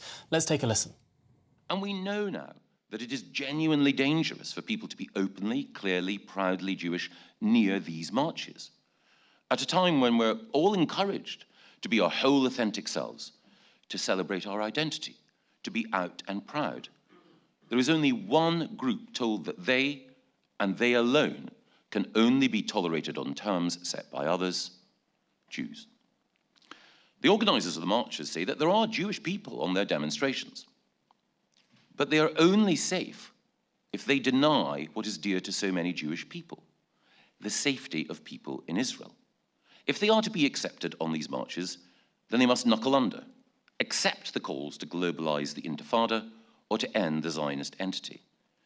They have to obey the rules laid down by others, those march organizers, who reserve the right to tell Jews both where they should live in the world and how they should live on our streets.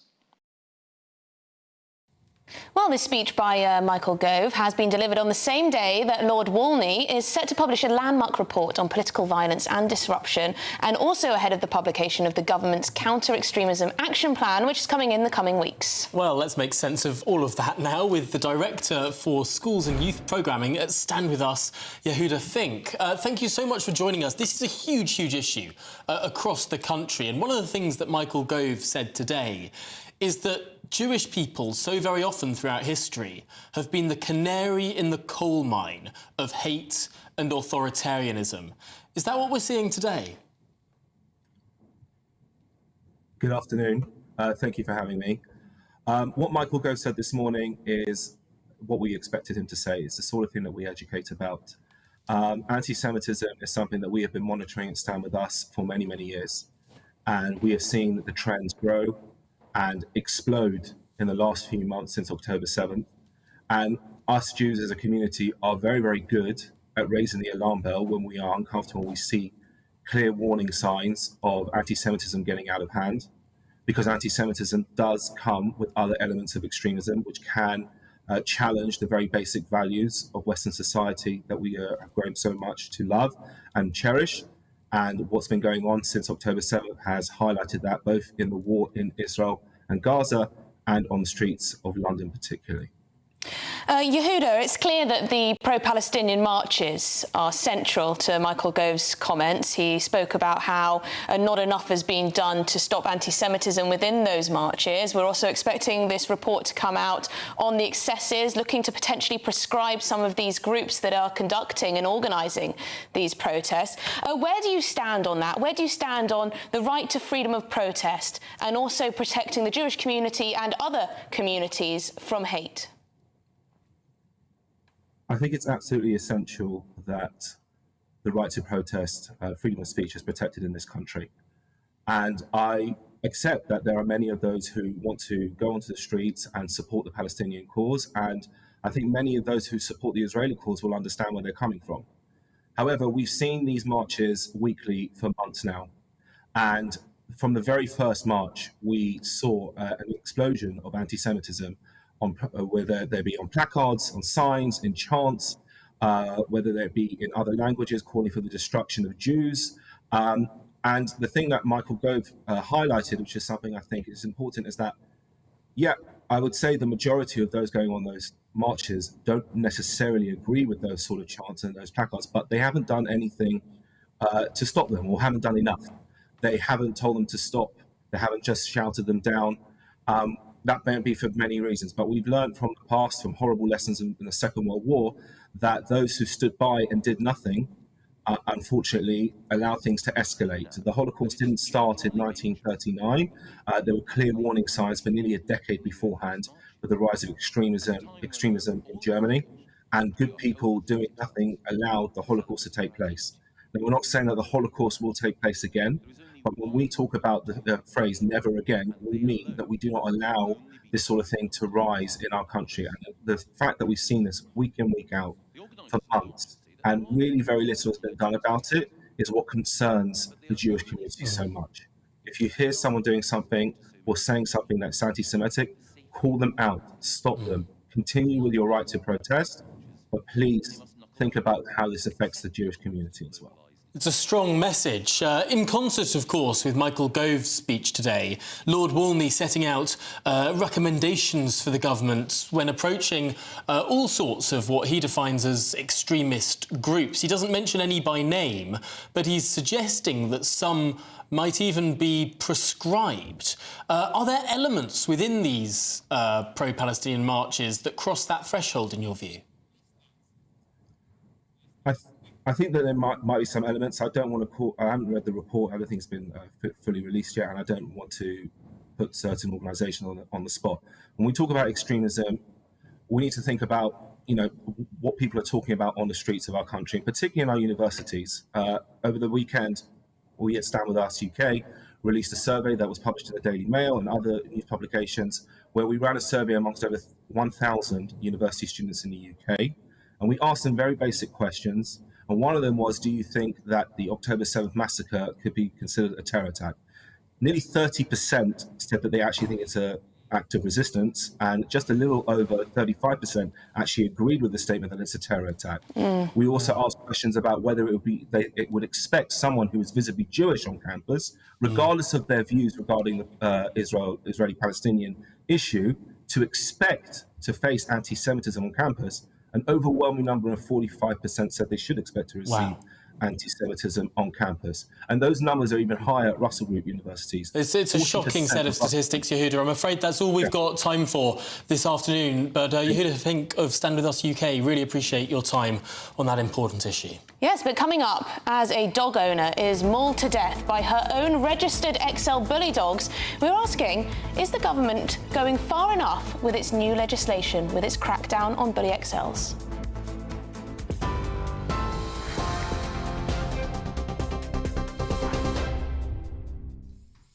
Emily, thank you. The top stories this hour. The Prime Minister has addressed the issue of illegal migration during a visit to Austria. Rishi Sunak says EU countries are starting to recognise places like Rwanda are essential in tackling the problem, with 15 states calling on the European Commission to tighten migration policy. Speaking exclusively to GBNews, the Prime Minister says the numbers prove progress is being made to stop small boats, and flights to Rwanda will take off this summer. The numbers are down by around a third. They were down by around a third last calendar year as well. So we are making progress. And just this year, in fact, we have returned 10,000 people back to other countries. That's 2,000 people more than we did last year. So that shows the progress we're making. And including within that are 1,700 foreign national offenders. Again, 400 more than last year. So yes, we are making progress. Of course, there's more to do. I've been very clear that I won't stop until we have stopped the boats. Victims of the infected blood scandal will be given interim payments of £210,000 for the most urgent cases while the final scheme becomes operational. Speaking in the House of Commons, Paymaster General John Glenn also said all relatives and victims of the blood scandal can apply for compensation. The inquiry published its final report into the scandal yesterday, blaming failures on successive governments, the NHS and blood services. Since the 1970s, 30,000 people were infected with HIV and hepatitis through contaminated blood products and transfusions. Around 3,000 have since died. A passenger has died during turbulence on a flight from London Heathrow to Singapore. Singapore Airlines has confirmed there were 211 passengers and 18 crew on board. It's now said 18 people have been hospitalised and another 12 are being treated in hospitals. A passenger who spoke to the Reuters news agency said the turbulence led to those not wearing seatbelts hitting overhead cabins. In a statement, it said the aircraft diverted to Bangkok and it's now working with local authorities to provide as much assistance as possible to those affected. Singapore Airlines also offered its deepest condolences to the family of the deceased. For the latest stories, sign up to GB News Alerts by scanning the QR code on your screen or go to gbnews.com/alerts. Cheers Britannia Wine Club proudly sponsors the GB News Financial Report. Here's a quick snapshot of today's markets. The pound will buy you $1.2716 and 1.1704 euros. The price of gold is £1,907 and 67 pence per ounce, and the FTSE 100 is at 8,390 points. Cheers Britannia Wine Club proudly sponsors the GB News Financial Report. Hello there, welcome to your latest GB News weather update. It's certainly a cooler day today and it will be turning more unsettled as a risk of thunderstorms develops, and there'll likely be some heavy rain through the rest of today but also into Wednesday. That's because an area of low pressure is slowly developing out across Europe and that's going to push up towards the UK, bringing heavy rain to eastern areas. But for the time being we have had some sunshine to start across the west, but that sunshine is going to allow some thunderstorms to develop, particularly across southwestern England, parts of Wales and Northern Ireland. We've got weather warnings in force here. We could also see some heavy, slow-moving showers across southeastern areas of England as well. So many places will be a couple of degrees cooler than yesterday, but we could still reach 20 or 21 degrees across the far northwest of Scotland. And through this evening, those showers are going to continue to move quite slowly, so they could bring quite a lot of rain in a short space of time. Some heavy showers across the far north of Scotland. They shouldn't bring too much disruption, but they could bring some pretty unpleasant conditions for a while. Heavy showers continuing across the western areas of Northern Ireland, so that could bring some disruption on the roads for those of you travelling this evening, as well as across Wales and the southwest, where they could be particularly slow moving. So do take care if you're travelling through this evening. Take a closer look at the weather warnings on our website if you'd like to. Now, through this evening, this heavy rain wrapped around an area of low pressure will push into eastern areas of England. That's going to become a more dominant feature through Wednesday. So some heavy rain across northeastern England and some low cloud, mist and fog across the eastern coast of Scotland as well. But plenty of cloud around and heavy rain, so it's going to be another mild start to the day on Wednesday, but there'll be less in the way of sunshine as that heavy rain continues to pivot around this area of low pressure and become more persistent, pushing up into parts of Scotland, covering much of northern parts of the UK by the afternoon on Wednesday. We could also see some heavy showers breaking out across the south coast, and once again with plenty of rain and cloud, it's going to be another cool feeling day. The latest GB News travel. Good afternoon, I'm Russell Holding. On the A720 Edinburgh City bypass, there's a lane closed eastbound. Someone's broken down between the Kilmerton Junction and the A7 at the Sheriff Hall roundabout at Dalkeith, causing delays. In Dumfries and Galloway, the A75 is closed each way at Glenluce after an accident with queues each way towards there. On the M6 in Warwickshire, 2 out of 4 lanes are closed southbound for repairs after a lorry caught fire early this morning between junctions 4 and 3 from the M42 to Coventry. It's taking nearly half an hour in the queues, with delays too on the A45 as you divert. In Torvine, Carmarthen Road at Glenarvan is closed each way after an accident causing queues. On the M25 in Hertfordshire, the inside lane's closed anti-clockwise. A lorry has a puncture just before junction 25 for the A10, causing delays. And train services have been stopped between Severn Beach and Montpellier, and that's because of a points failure at Avonmouth.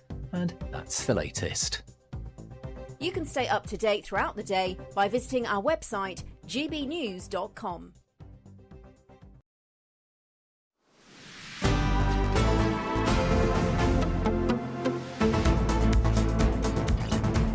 Good afternoon, Britain. It's 41 minutes past 1.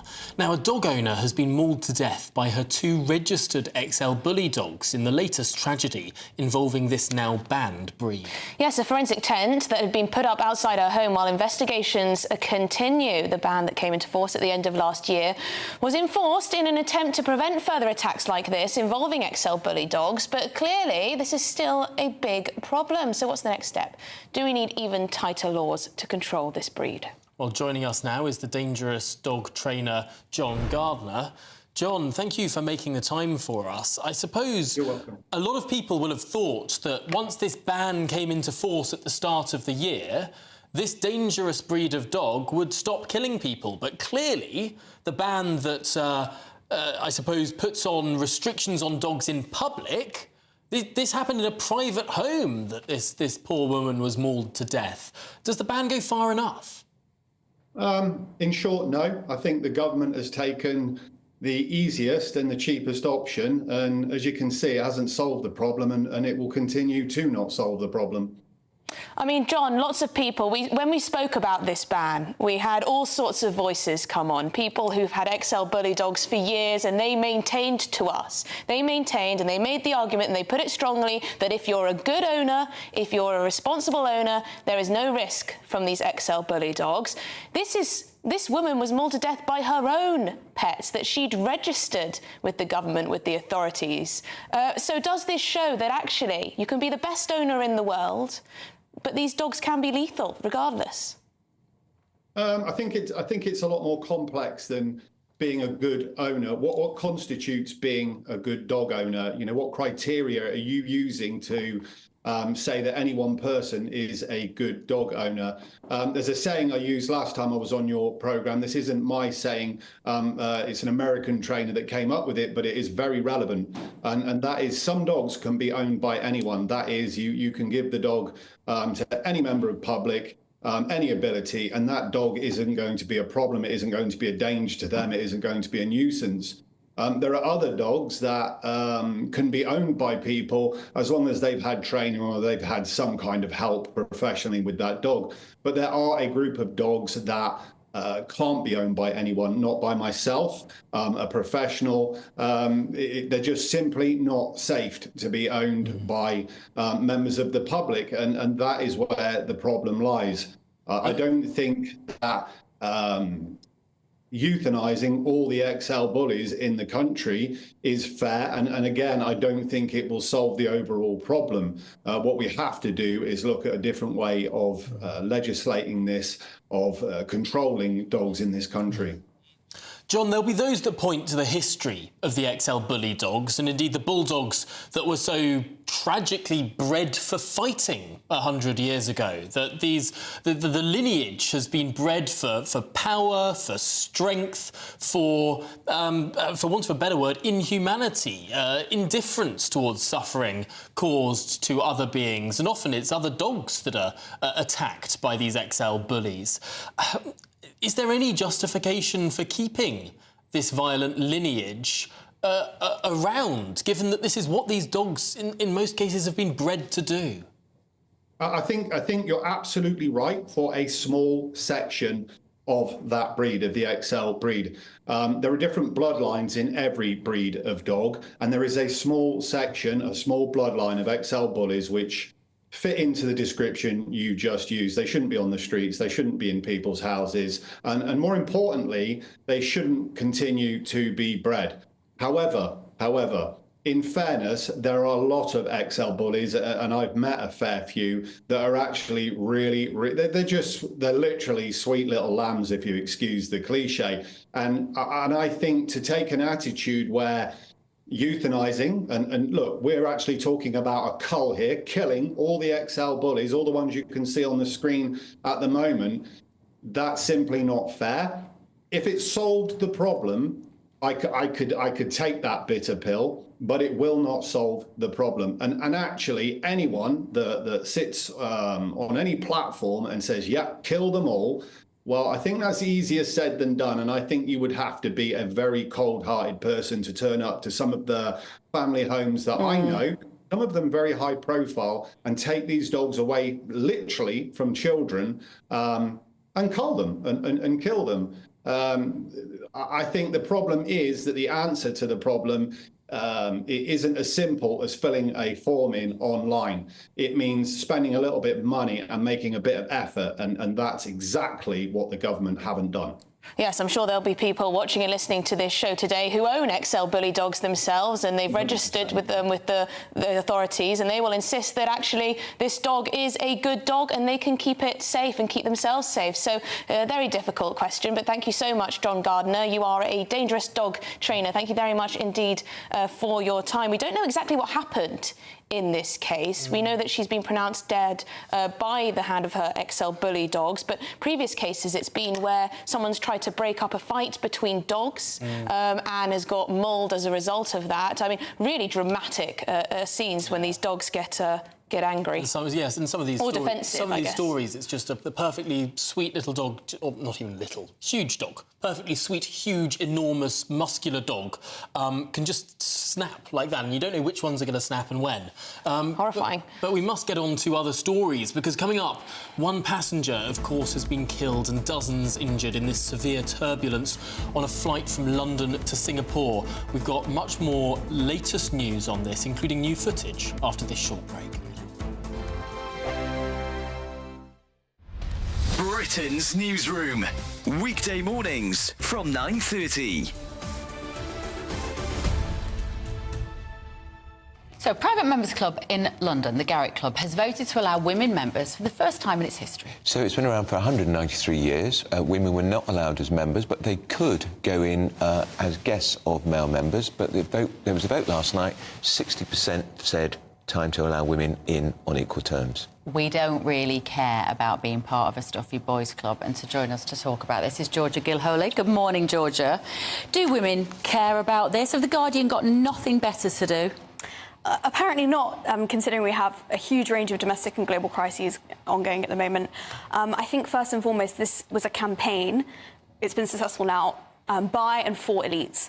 I believe the chief reporter at The Guardian who spearheaded this was Amelia Gentleman. That's right. And in the initial coverage, she didn't even mention that her father-in-law, I believe, Stanley Johnson, obviously the father of former Prime Minister Boris Johnson, a very influential member of the Tory party. She didn't mention that he was a member, which I find bizarre. It's something that should have gone on that list if it was a list of influential members, which it was. So hang on a minute, who's that? Amelia Gentleman wrote the story in The Guardian. She's married to Joe Johnson, Boris's brother. Boris's brother. And so Stanley is a member of the Garrick, but she omitted that from her piece. Ah. Yeah.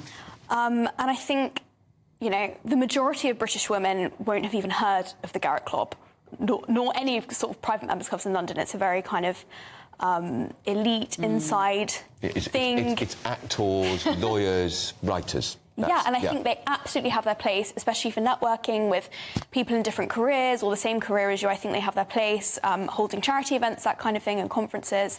We already have members' clubs mixed, and that stuff is still not happening. Just putting men and women together in this one space isn't going to help women in terms of cross-gender networking. 2024, a battleground year. The year the nation decides. As the parties gear up their campaigns for the next general election. Who will be left standing when the British people make one of the biggest decisions of their lives? Who will rise? And who will fall? Let's find out together. For every moment, the highs, the lows, the twists and turns. We'll be with you for every step of this journey. In 2024, GB News is Britain's election channel.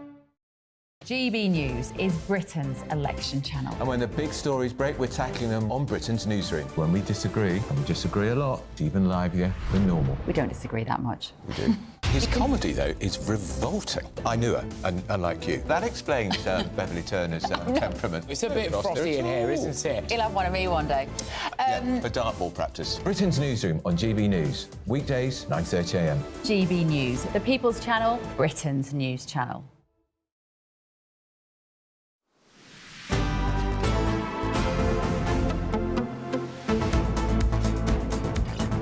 Right, it's 1:50. Let's pick up on that developing story. A person has died, multiple have been left injured after severe turbulence shook a flight from London Heathrow. Well, joining us now for more is GB News Home and Security Editor Mark White. And Mark, what more do we know? Well, we're just dipping back into the story every time we get more information and video from that area. And the latest images that we've received here at GB News show the moments after that aircraft landed and showing the precarious nature of the extraction process of those who've been clearly quite significantly injured by this. They're being very gingerly taken out by those specialised stretchers, backboards, effectively, to get them out of the aircraft by those firefighters and other medics. And that's because, of course, the nature of the injuries that many will have suffered will be head, neck and spinal injuries, because in these situations of hitting severe turbulence, if people are not strapped in their seats, they're often thrown out of their seats, tossed upwards into the luggage bins above their head, causing those significant injuries. And of course, we know that one person is reported to have died and more than 20 others injured. And clearly from these images that you're seeing inside the aircraft, you can see the damage from the overhead luggage compartments as well, where, yes, the oxygen masks have come down, but actually some of the panelling has been buckled and destroyed as well, probably by the impact of some of those passengers being thrown up into those luggage compartments. So a tried and tested emergency operation at this busy international airport in Bangkok, but very significant emergency service resources that were sent. Now, you can see from some of the still images there the damage to the overhead compartments, the oxygen masks that have come down, but clearly anyone being forced up at a rate of knots into those overhead compartments is potentially going to be suffering some significant injury. So those are the latest images coming out from Bangkok, taken by passengers on board that aircraft as the emergency services were able to board it and to take those passengers off one by one, the injured passengers, before those that were not injured were allowed to exit that aircraft. Well, thank you very much indeed, Mark White, our Home and Security Editor. You'll be back with us if we receive more footage and more details of this, what must have been an absolutely horrific incident for those on board. Yeah, I'm sure we can all imagine a time when we've been on a plane and it's been a bit bumpy, but my goodness, anything that quite compares to the level of disruption here. And of course, we can't forget in all of this, injured and one death. Yes, absolutely shocking footage. We'll bring you more developments as and when we get them. Stay with us. Lots more to come, including Rishi Sunak on illegal immigration in Vienna.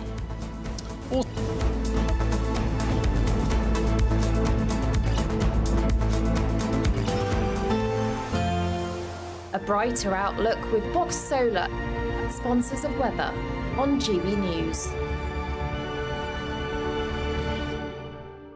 Hello there, welcome to your latest GB News weather update. It's certainly a cooler day today and it will be turning more unsettled as a risk of thunderstorms develops, and there'll likely be some heavy rain through the rest of today but also into Wednesday. That's because an area of low pressure is slowly developing out across Europe, and that's going to push up towards the UK, bringing heavy rain to eastern areas. But for the time being, we have had some sunshine to start across the west, but that sunshine is going to allow some thunderstorms to develop, particularly across southwestern England, parts of Wales and Northern Ireland. We've got weather warnings in force here. We could also see some heavy, slow-moving showers across southeastern areas of England as well. So many places will be a couple of degrees cooler than yesterday, but we could still reach 20 or 21 degrees across the far northwest of Scotland. And through this evening, those showers are going to continue to move quite slowly, so they could bring quite a lot of rain in a short space of time. Some heavy showers across the far north of Scotland. They shouldn't bring too much disruption, but they could bring some pretty unpleasant conditions for a while. Heavy showers continuing across the western areas of Northern Ireland, so that could bring some disruption on the roads for those of you travelling this evening, as well as across Wales and the southwest, where they could be particularly slow moving. So do take care if you're travelling through this evening. Take a closer look at the weather warnings on our website if you'd like to. Now, through this evening, this heavy rain wrapped around an area of low pressure will push into eastern areas of England. That's going to become a more dominant feature through Wednesday. So some heavy rain across northeastern England and some low cloud, mist and fog across the eastern coast of Scotland as well. But plenty of cloud around and heavy rain. So it's going to be another mild start to the day on Wednesday, but there'll be less in the way of sunshine as that heavy rain continues to pivot around this area of low pressure and become more persistent, pushing up into parts of Scotland, covering much of northern parts of the UK by the afternoon on Wednesday. We could also see some heavy showers breaking out across the south coast, and once again with plenty of rain and cloud, it's going to be another cool feeling day. That warm feeling inside from Boxed Boilers, sponsors of weather on GB News.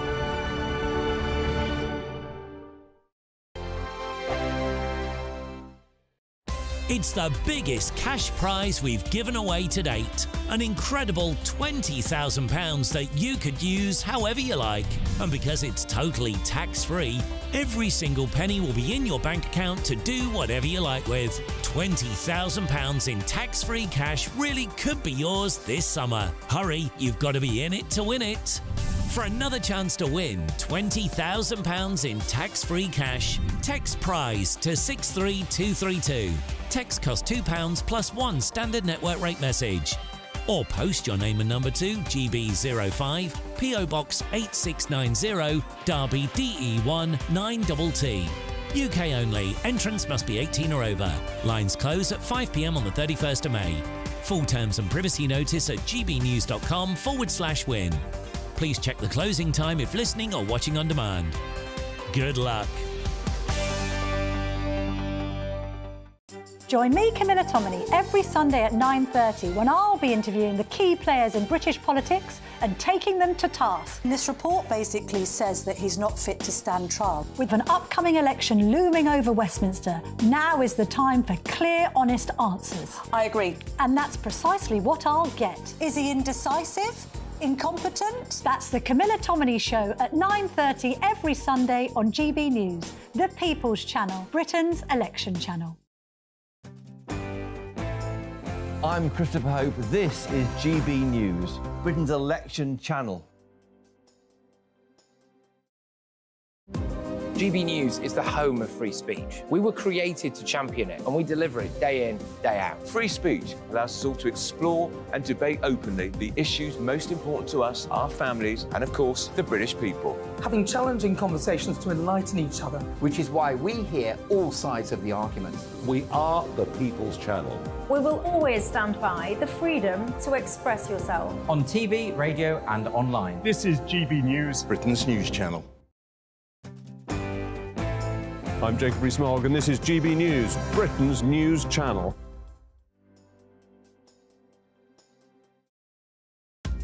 Are the newspapers getting you down? My wife didn't divorce me that month. Struggling to separate the wheat from the chaff? I know that it's a bit of a circus at the best of times. Well, don't worry, Headliners has got you covered. We'll take the burden of reading the day's news, and if we get depressed, who cares? It's an occupational hazard, frankly. That's Headliners on GB News from 11 p.m. till midnight, and the following morning, 5 till 6 a.m. on GB News, the comedy channel. Nah, just kidding. Britain's news channel. I'm Patrick Christie's. This is GB News, the People's Channel, Britain's news channel.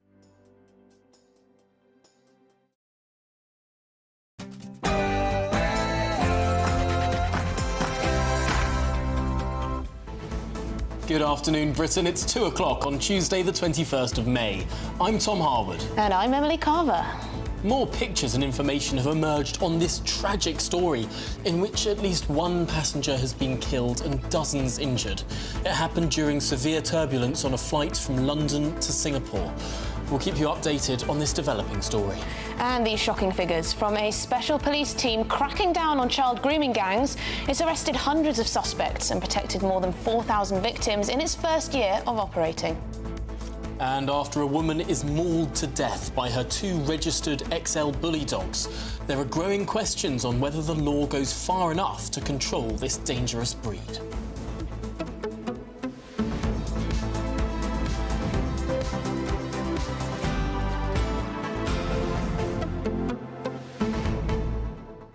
And Tom, the Work and Pensions Minister, he's got a lot to say about how British businesses need to put British workers first. He's saying that because the government is clamping down on immigration, or at least is setting the path to do so, British businesses are going to have to actually recruit British workers. They're going to have to train them up, they're going to have to give them jobs, and they're going to have to fill their gaps with Brits. Shock horror. Am I just sort of getting too old? Because I swear I've heard this before.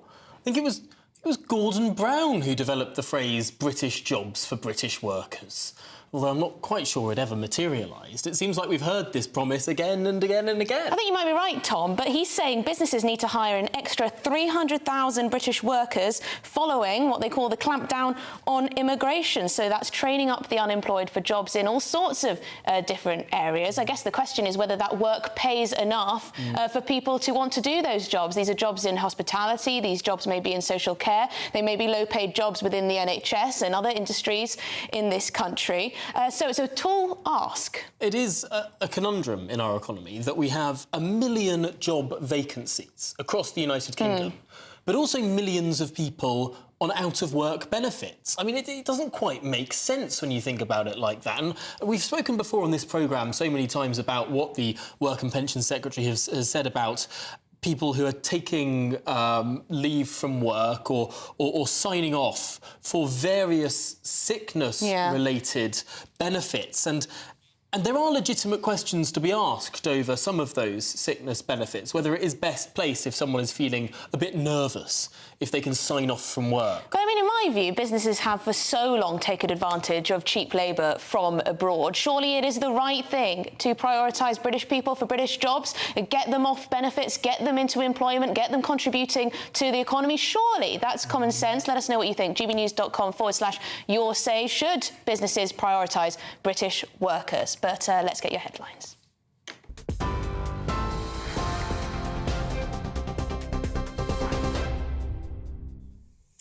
Emily, thank you very much. The top stories this hour from the GB Newsroom.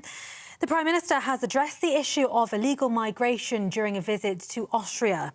Rishi Sunak says EU countries are starting to recognise places like Rwanda are essential in tackling the problem, with 15 states calling on the European Commission to tighten migration policy.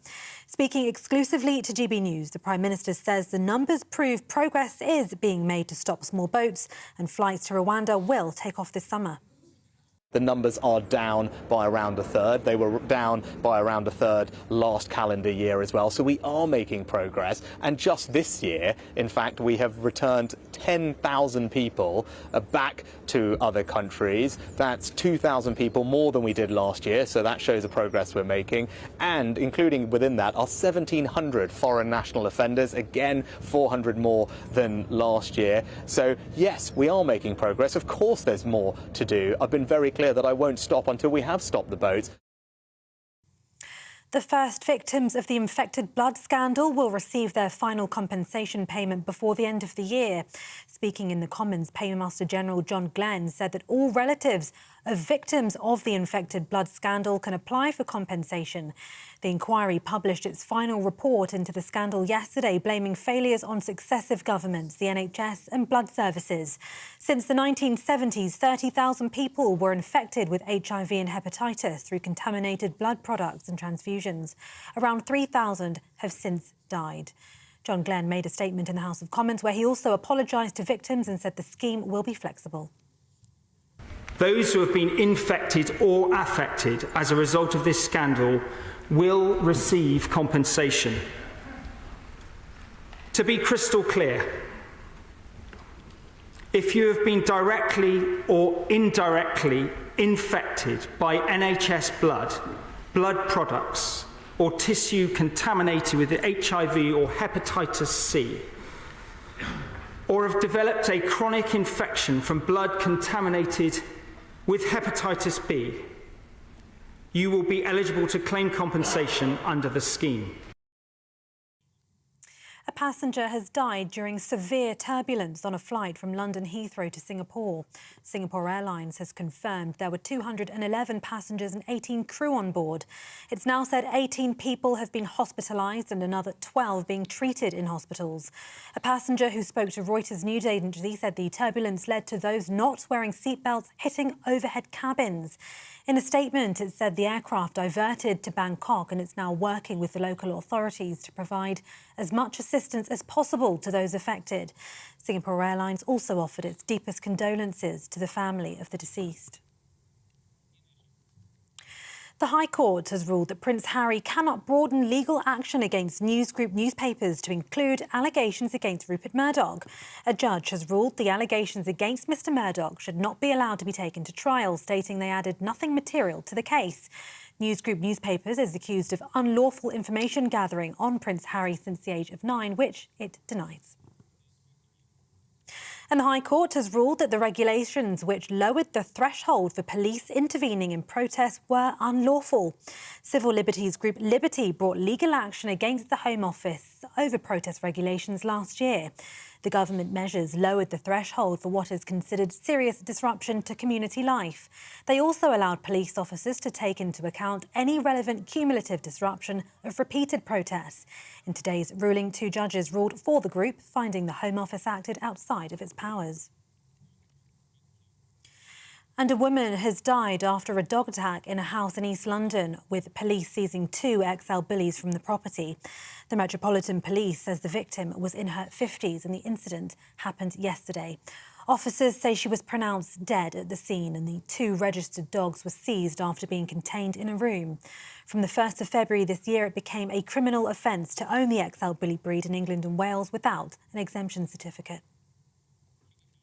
For the latest stories, sign up to GB News Alerts by scanning the QR code on your screen or go to gbnews.com/alerts. Now back to Tom and Emily.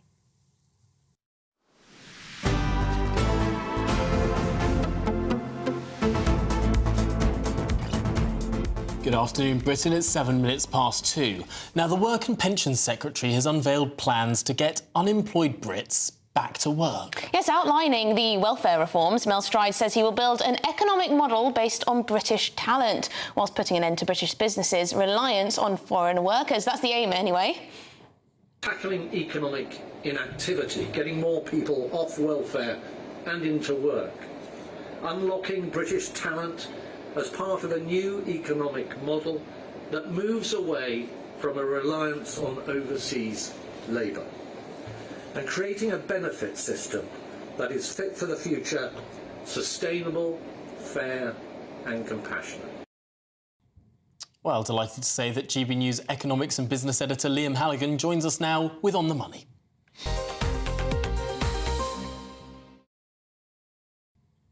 Liam, this was a bold statement from the Work and Pensions Secretary, but it feels like stuff that we've heard before. We have heard this kind of stuff before, Tom. We hear it often just before general elections or when general elections are in the offing. You and Emily were talking earlier about the time when Gordon Brown used the phrase British jobs for British workers. I remember that. I remember reporting it. It was 2007. And back then, net immigration to the UK was 273,000 in that year, 2007. Of course, last year it was 745,000, and the latest figures show an annual increase in the population net of 640-odd thousand. So we're in a different world, but the concerns are the same, but just more intense. There are an awful lot of vacancies, as you said earlier, rightly so, and yet there are many, many people in this country on out-of-work benefits. The official number is 1.5 million on out-of-work benefits, But many analysts say that if you add up people on incapacity benefit, if you add up people on universal credit who aren't working and other benefits, it's not as if the Department for Work and Pensions put these numbers in a press release. You have to really rummage around the national database using passwords and so on to get these numbers. But it's more like 4 to 5 million people who are on out-of-work benefits. Some of those people, of course, should be receiving those out-of-work benefits because they need help from the state. That's absolutely fine. But many people would say, particularly post-COVID, that many of them, millions perhaps, are receiving out-of-work benefits for relatively minor mental health issues, and that should stop. That's what Mel Stride is talking about. He's trying to serve up some centre-right policies just before an election, as have Downing Street over recent weeks. Yeah, what exactly is he proposing? Because from the headlines, it seems that he's saying we're clamping down on immigration, therefore businesses need to stop relying on cheap foreign labour and hire British. Does the government have the authority to tell businesses to do that? How involved can they get in how businesses recruit? Or is this just a numbers game? You're not going to have access to these people, so therefore you're going to have to hire Brits. I don't think it's a numbers game, Emily, because I think it will be very hard to clamp down on immigration, lowering the numbers that we've seen in recent months and years in any meaningful way in the short to medium term. This will take time, and it's not as if the government can, order firms who they should employ. As long as they're employing people legally, then they're going to do that. So this is about hard cash. Now, you'll remember, as we came out of COVID and people realised, crikey, we haven't got enough HGV drivers, crikey, there are all these supply chain issues, the government did offer up money for firms to train new HGV drivers, £3,000 odd pounds. They did offer money for firms to take on apprentices in certain sectors. What Mel Strider said today is that kind of post-COVID measure for HGV drivers is going to be extended, but it's going to be spread across other sectors too.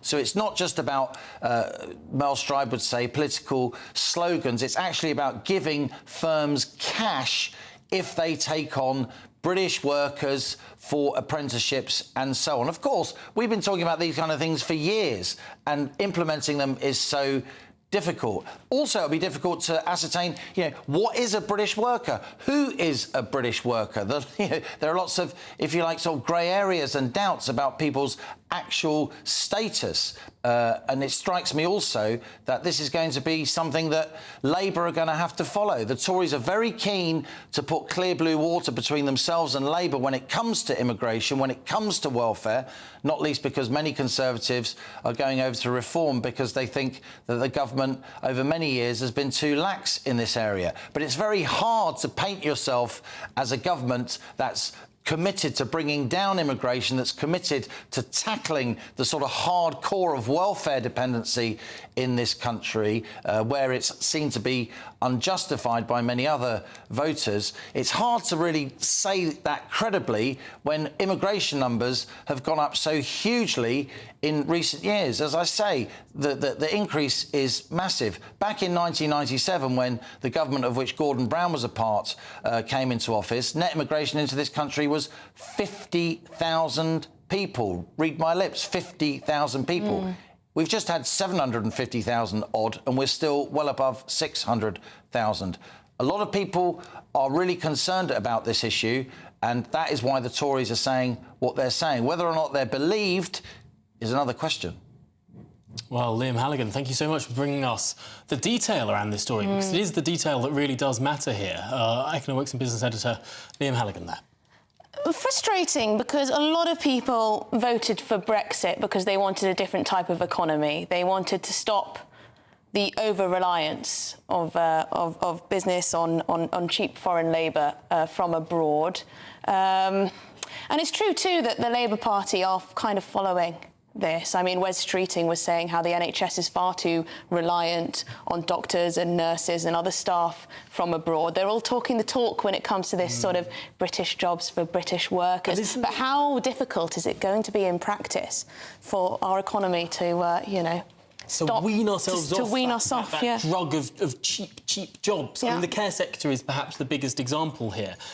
Social care is so very expensive. I mean, many families will know the pain of trying to afford this. And that is even with really low wages, really low wages that, frankly, many Brits do not want to take on. I mean, if you're going to have a lot more Brits working in social care, then suddenly wages are going to go up, the cost of that care is going to go up. The reverberations and the knock-on effects, I think, are huge. Well, I think a lot of people would say care workers are paid a pittance and they should be rewarded as such. But then perhaps more of us should look after our own families, but I know that's harder than it may appear. There are all of these second-order effects that then need to be considered, and you sort of see how a politician getting into government saying, of course, you want to shut down this visa route, then gets in and says, OK, which taxes am I going to have to raise in order to fund that? But, I mean, when you look at those out-of-work benefits numbers, I mean, 4 to 5 million people, I mean, that is crazy. Surely we don't need that many people on out-of-work benefits, but perhaps you disagree, let us know. Coming up, dog owner is mauled to death by her 2 registered XL bully dogs. We're asking, is the government going far enough when it comes to banning this breed?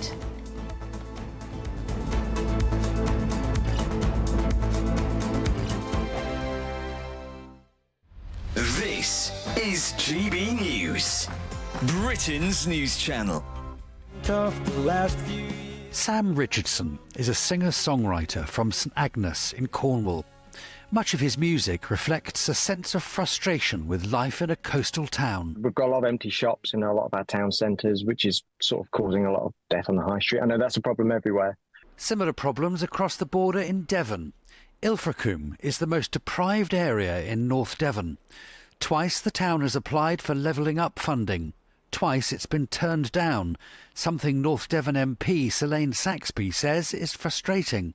It's very complicated. It's not as straightforward as just throwing money at the problem. They're very deep issues. For several years, the government has acknowledged that rural areas need extra help, but so far that help doesn't stretch to our coasts. The MP for St Austell and Newquay is pushing the government to change all this. Truly local people are finding it really challenging because we often have sort of low-wage seasonal work, but very high house prices pushed up because of second homes and holiday lets, etc. And also, I think the disparity review that Theresa May carried out when she was Prime Minister highlighted that working-class white boys in coastal communities are some of the most disadvantaged people in the country. Struggling to get on the housing ladder, struggling to find work, struggling to be heard. It's interesting that a member of the party that's in the government recognises that, which is great, because it is a really important thing. But that government, for the last 10 years, has also cut £500 million in youth services around the country. No one thinks the problem of coastal deprivation can be solved overnight. The issue of disaffected young white males even harder. In the GB newsroom, we bring you the news as it happens. With our team of dedicated journalists across the UK, GB News brings you accurate reporting of the day's topical agenda. When the news breaks, wherever and whenever it's happening, we'll be there. This is GB News, the People's Channel, Britain's news channel. I'm Emily Carver. This is GB News, Britain's news channel. Every Saturday, 10 till 12, we'll bring you all of the news that you need to know. We'll also remind you that there is so much to smile about. It's my favourite time of the week. I get to relax, enjoy some light-hearted stories, and let Ellie teach me about fashion too. That's Saturday Morning Live, every Saturday, 10 till 12. Only on GB News, Britain's news channel. I'm Bev Turner. Thank you for joining us on GB News, the People's Channel, Britain's news channel.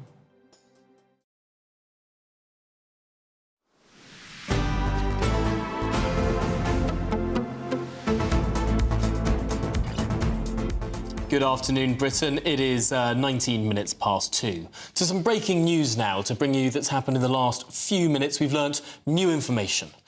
The person who has died on this tragic flight from Heathrow to Singapore, well, is confirmed as a 73-year-old British man.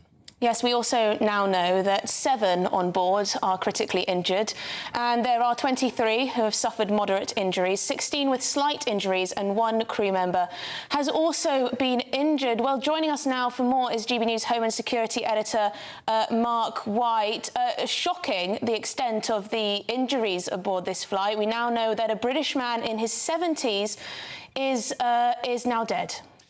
Yeah, we're getting more information all the time from Thai authorities who've just been holding a news conference at the main international airport in Bangkok, and they have confirmed to us that this 73-year-old British man has succumbed to his injuries, but also they said that he may have suffered a cardiac event.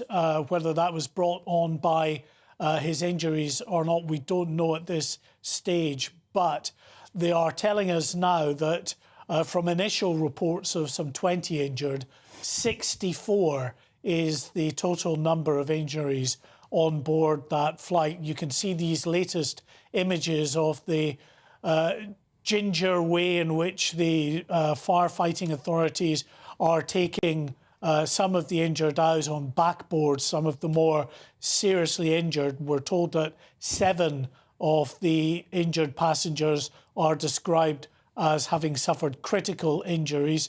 What happened, according to passengers on the flight that have been speaking to reporters, is that those who were not strapped into their seats were suddenly thrown up into the air and smashed into the baggage areas, the baggage bins above their heads.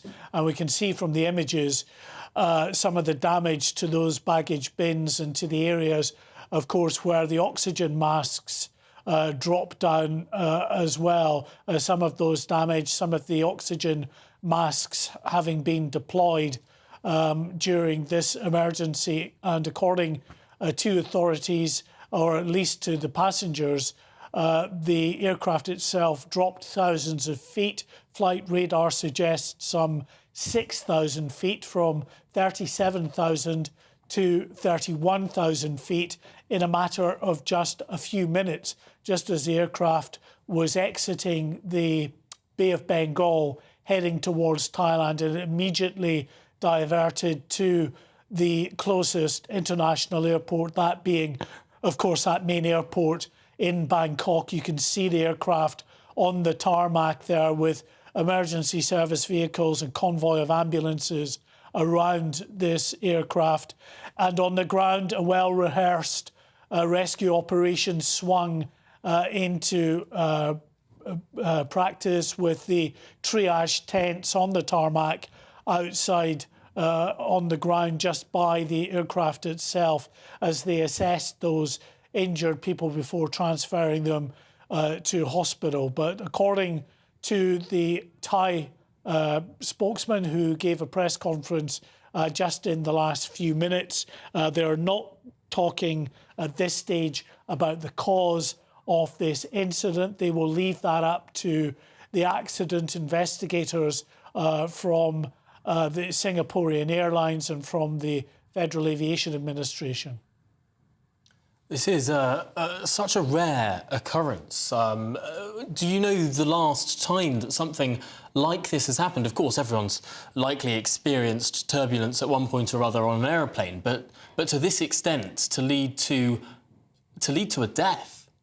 Well, it's certainly not uncommon for people to be injured in episodes of severe turbulence on aircraft. It happens fairly frequently, and it's one of the reasons why the crew on board an aircraft will always advise passengers to keep their seatbelts on when they're seated, even if it's just loosely fastened, to stop that kind of event happening if they hit turbulence, to prevent them going too far out of their seat and hitting their head on the ceiling above. And indeed, according to Thai authorities, the 61 people who were injured, not 64, just a revised number, 61 people injured.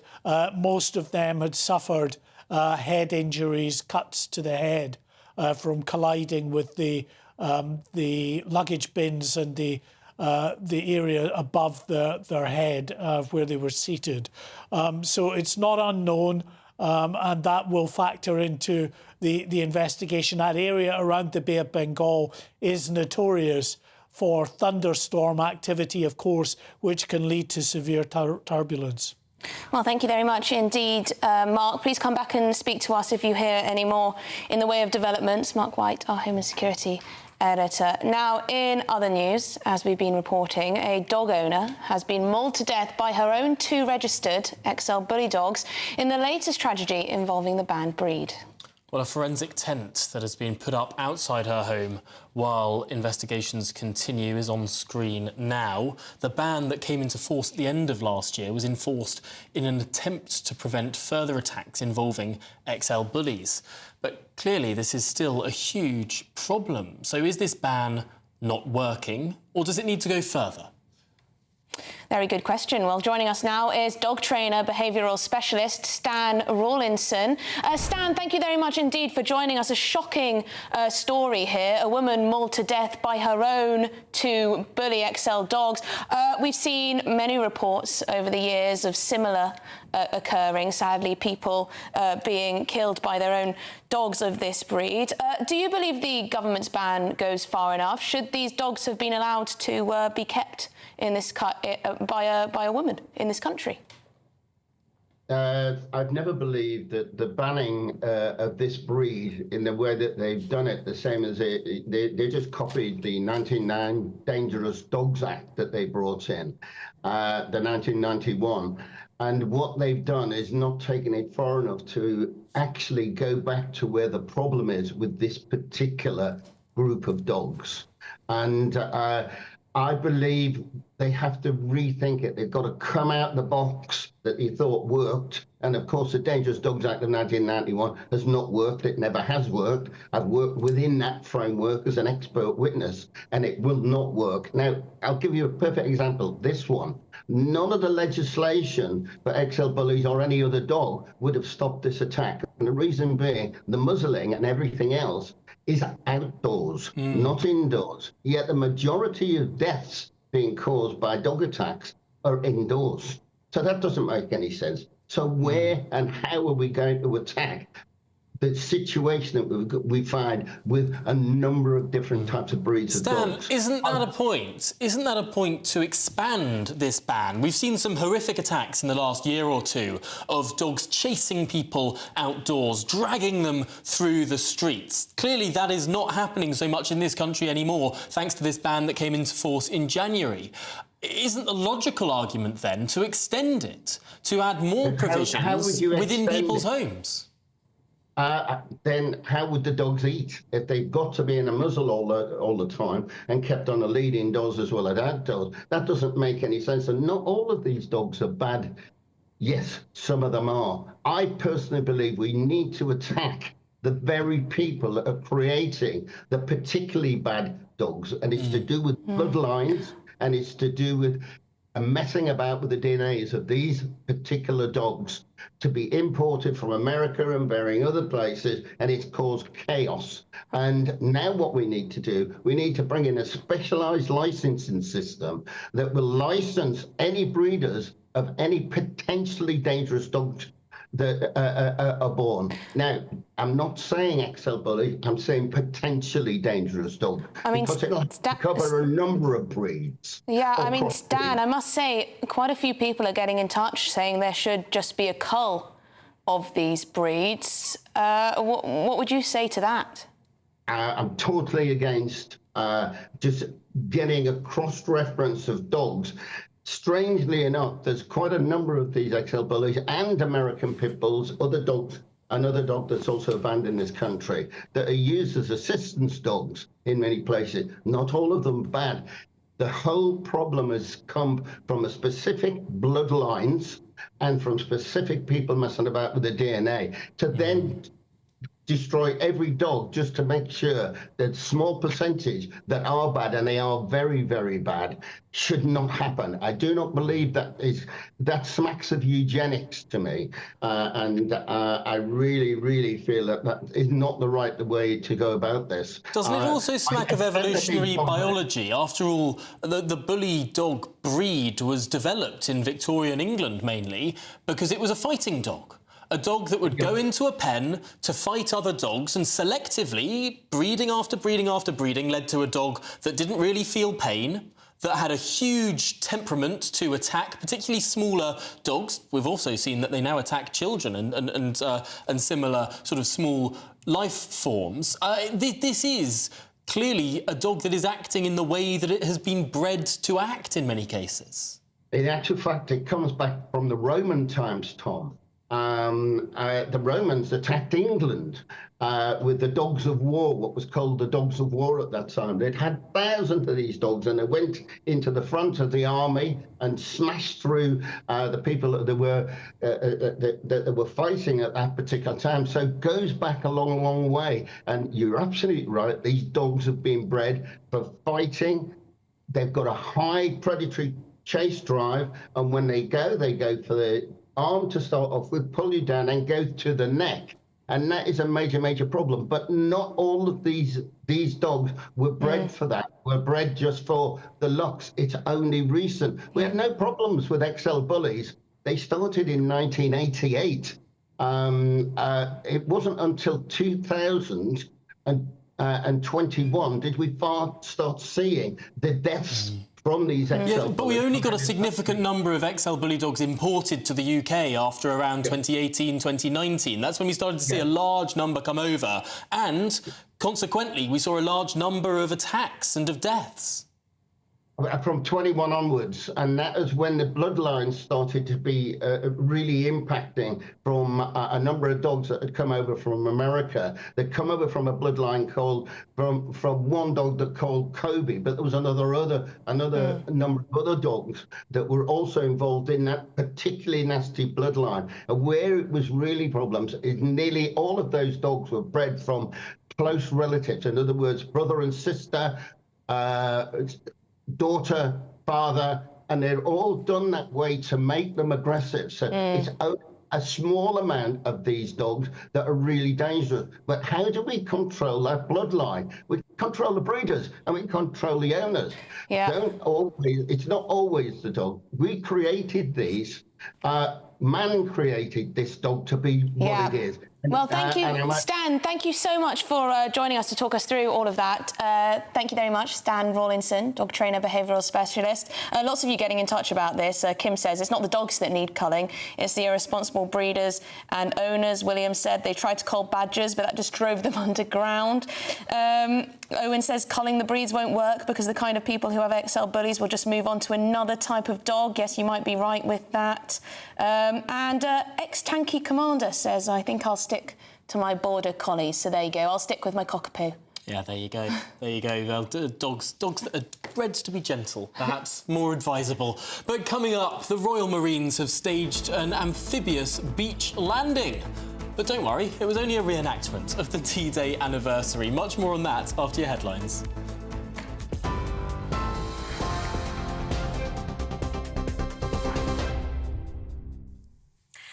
Tom, thank you. The top stories from the GB newsroom.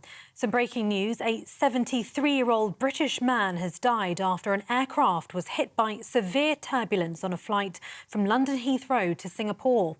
The plane was forced to make an emergency landing in Bangkok. Airport officials believe the man may have suffered a heart attack. More than 50 people were hurt, 7 of them critically, after sustaining head injuries. Singapore Airlines confirmed there were 211 passengers and 18 crew on board. The Prime Minister has addressed the issue of illegal migration during a visit to Austria. Rishi Sunak says EU countries are starting to recognise places like Rwanda are essential in tackling the problem, with 15 states calling on the European Commission to tighten migration policy. Speaking exclusively to GB News, the Prime Minister says the numbers prove progress is being made in stopping small boats and thousands of illegal migrants are being returned to other countries. The numbers are down by around a third. They were down by around a third last calendar year as well. So we are making progress. And just this year, in fact, we have returned 10,000 people back to other countries. That's 2,000 people more than we did last year. So that shows the progress we're making. And including within that are 1,700 foreign national offenders. Again, 400 more than last year. So yes, we are making progress. Of course, there's more to do. I've been very clear that I won't stop until we have stopped the boats. Victims of the infected blood scandal will be given interim compensation payments of £210,000 for the most urgent cases while the final scheme becomes operational. Cabinet Minister John Glenn told Parliament the initial payment will be given to people living with the effects of contaminated blood within 90 days, starting in the summer. The inquiry published its final report into the scandal yesterday, blaming failures on successive governments, the NHS and blood services. Since the 1970s, 30,000 people were infected with HIV and hepatitis through contaminated blood products and transfusions. Around 3,000 have since died. For the latest stories, sign up to GB News Alerts by scanning the QR code on your screen or go to gbnews.com/alerts.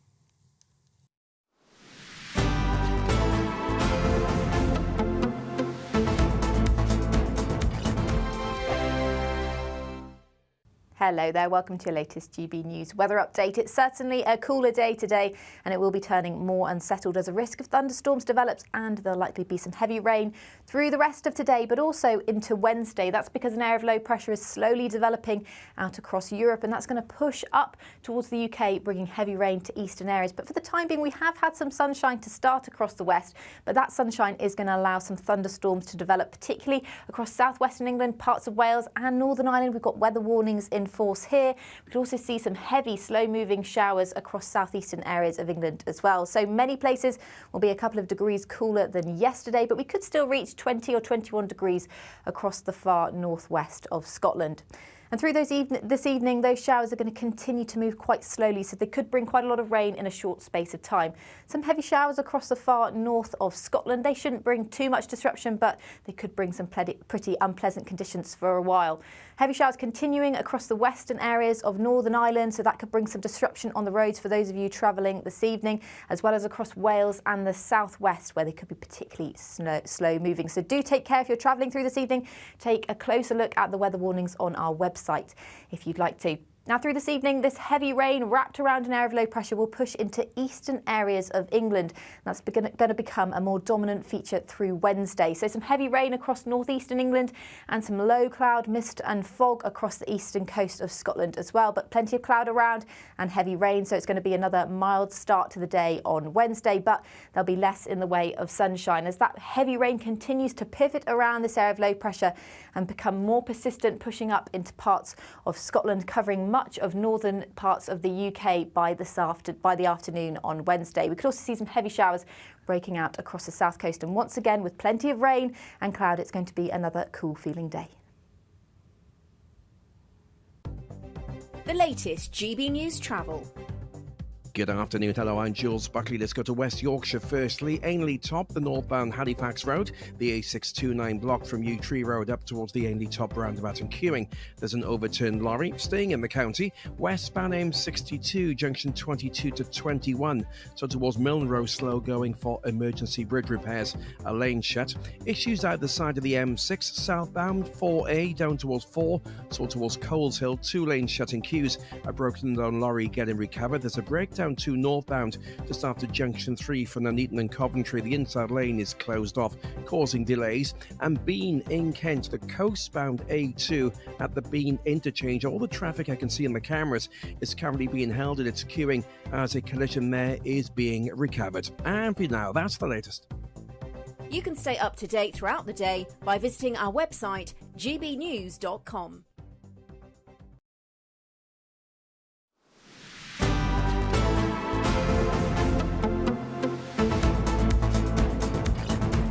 Well, good afternoon, Britain. It's 2:38, going on 39. You've been getting in touch, firstly on Mel Stride, the Work and Pensions Minister's pledge to put Brits first and get British jobs for British workers. That's an original phrase. Larry says jobs for Brits just won't work. We need foreign labour. Simples. There's a lot of people who aren't working, though, Larry. There's a lot of people who aren't working, and perhaps some of them could take up these jobs. They're lazy. Well, What do we do with lazy people? Not all of them are lazy. Not all of them. John says, jobs for Brits. Fill the jobs with the lazy, woke, entitled people that are on useless courses at universities. It's interesting you mentioned that because there is a bit of a row brewing between the Prime Minister and David Cameron, the Foreign Secretary, over how important international students are for our universities and whether we should be cracking down on them. A lot of our universities are thoroughly dependent on international students, but some of those courses perhaps aren't worth the paper they're written on. Yeah, I find it really difficult when it's this conversation because objectively, we want to be the sort of workshop of the world when it comes to the best and the brightest coming to Britain. But then you look at University 206 on the list, that's, you know, 60% international students, and you really question, is this the best and the brightest? It's almost There's so many vested interests, though, aren't there? I mean, obviously, the academics want to keep all the international students coming so that they're funded. And, of course, you know, Britain, yes, they need to fill all these seats in our universities and co. But if these universities, you know, if they're just not of a high calibre, then what's the point? And, you know, Suella Braverman's always talking about how people use universities as a route just for an immigration route. Yes. Rather than... Just do a one-year course and then suddenly they're in the country easily and they've just paid for the privilege. But this is a fundamental problem. I think in a market economy, you expect bad business models to go bust.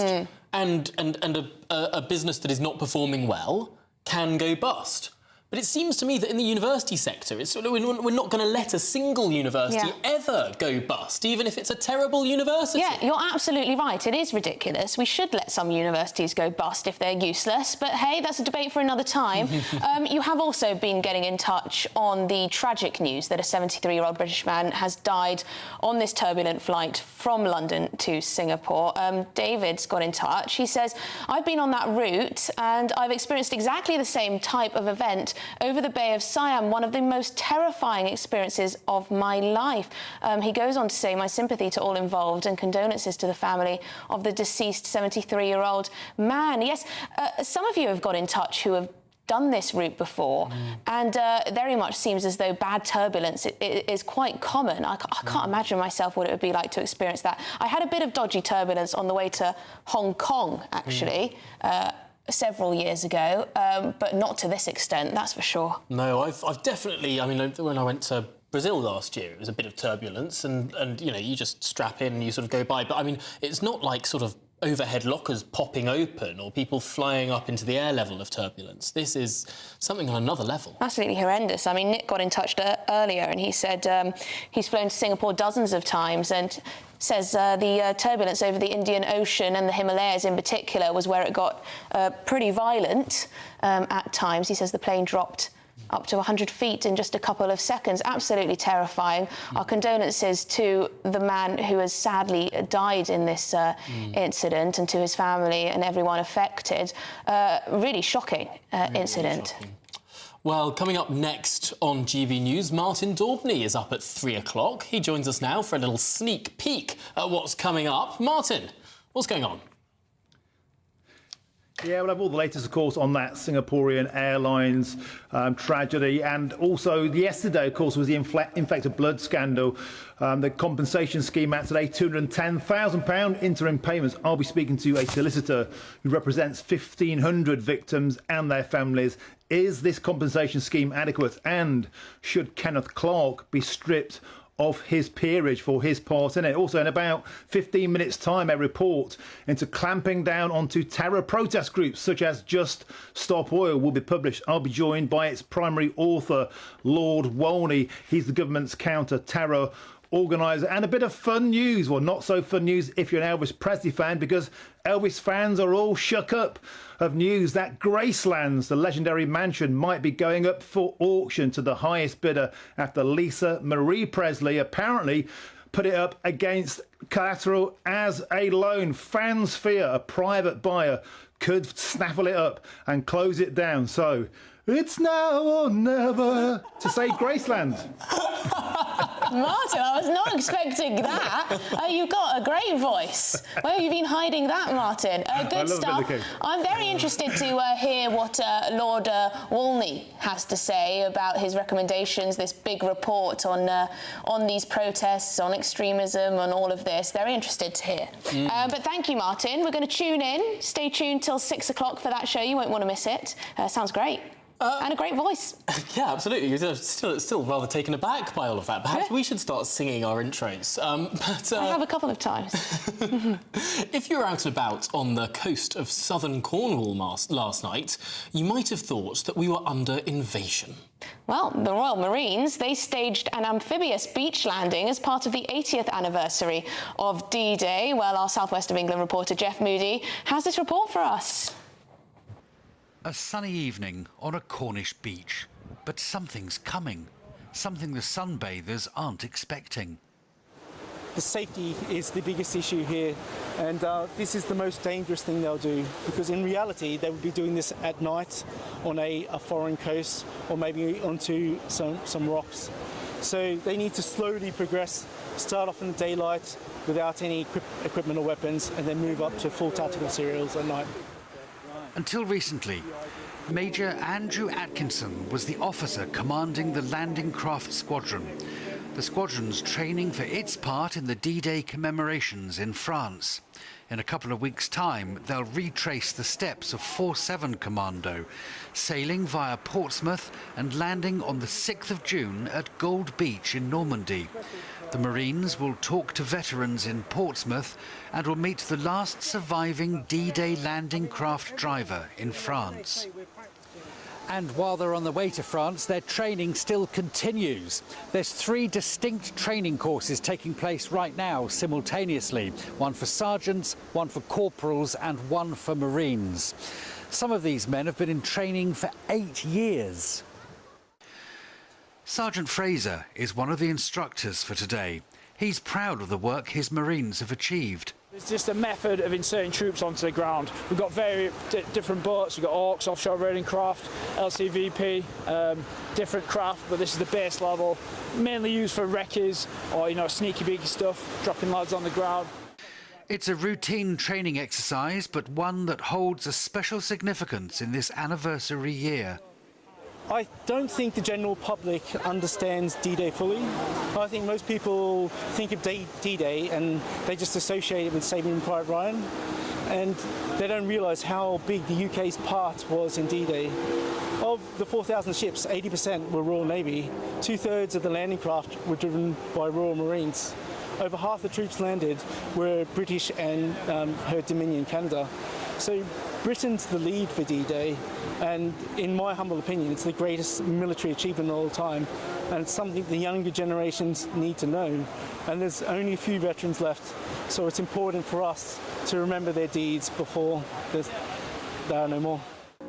Training continues well into the night, and they'll return in a few days when the surf is higher and the conditions more challenging. Only then will they be ready to make the journey across the Channel to France to take their place in the commemorations. Jeff Moody, GB News. Well, it's not every day you see a staged beach landing, do you? Not an intentional one. No, good stuff. Well, coming up, shocking figures from a special police team cracking down on child grooming gangs. We'll have all of the details after this. Martin Daubney, weekdays from 3 p.m. 2,000 football banning orders have been issued to England fans ahead of this summer's Euro 2024 tournament in Germany. But authorities think that more than 300,000 England supporters could go to Germany, with Scotland fans, of course, also expected to travel in huge numbers. Well, I'm joined now by GB News' home and security editor, Mark White. Mark, welcome to the show. So you went to a press briefing this morning. As I understand, the authorities are gearing up to tackle what they see as a huge wave of potential hooliganism at the tournament. What's the latest?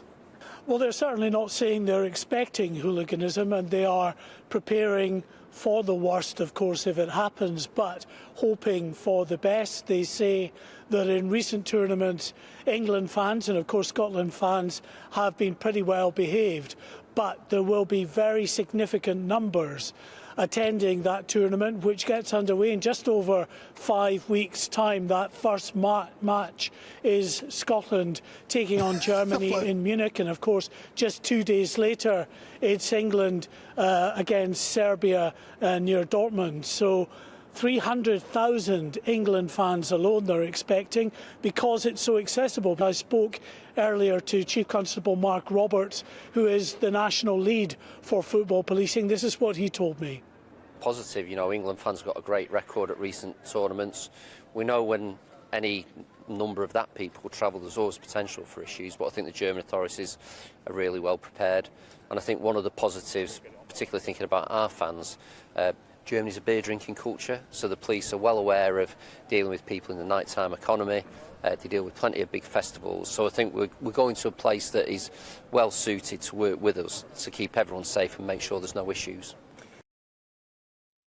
Join me, Neil Oliver, every Sunday night at 6 p.m. on GB News. And if an hour is not nearly enough for you, go to gbnews.com for special extended episodes online every Friday at 9 p.m, where we can truly get into the nitty-gritty of what's going on. GB News, Britain's news channel.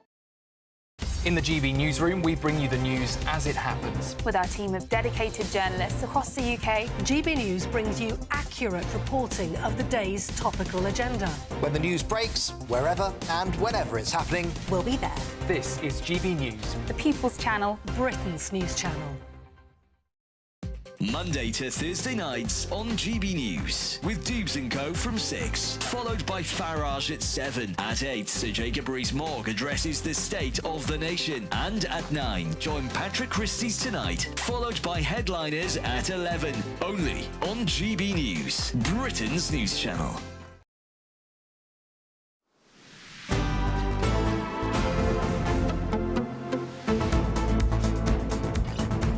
Good afternoon, Britain. It's just gone 10 to 3.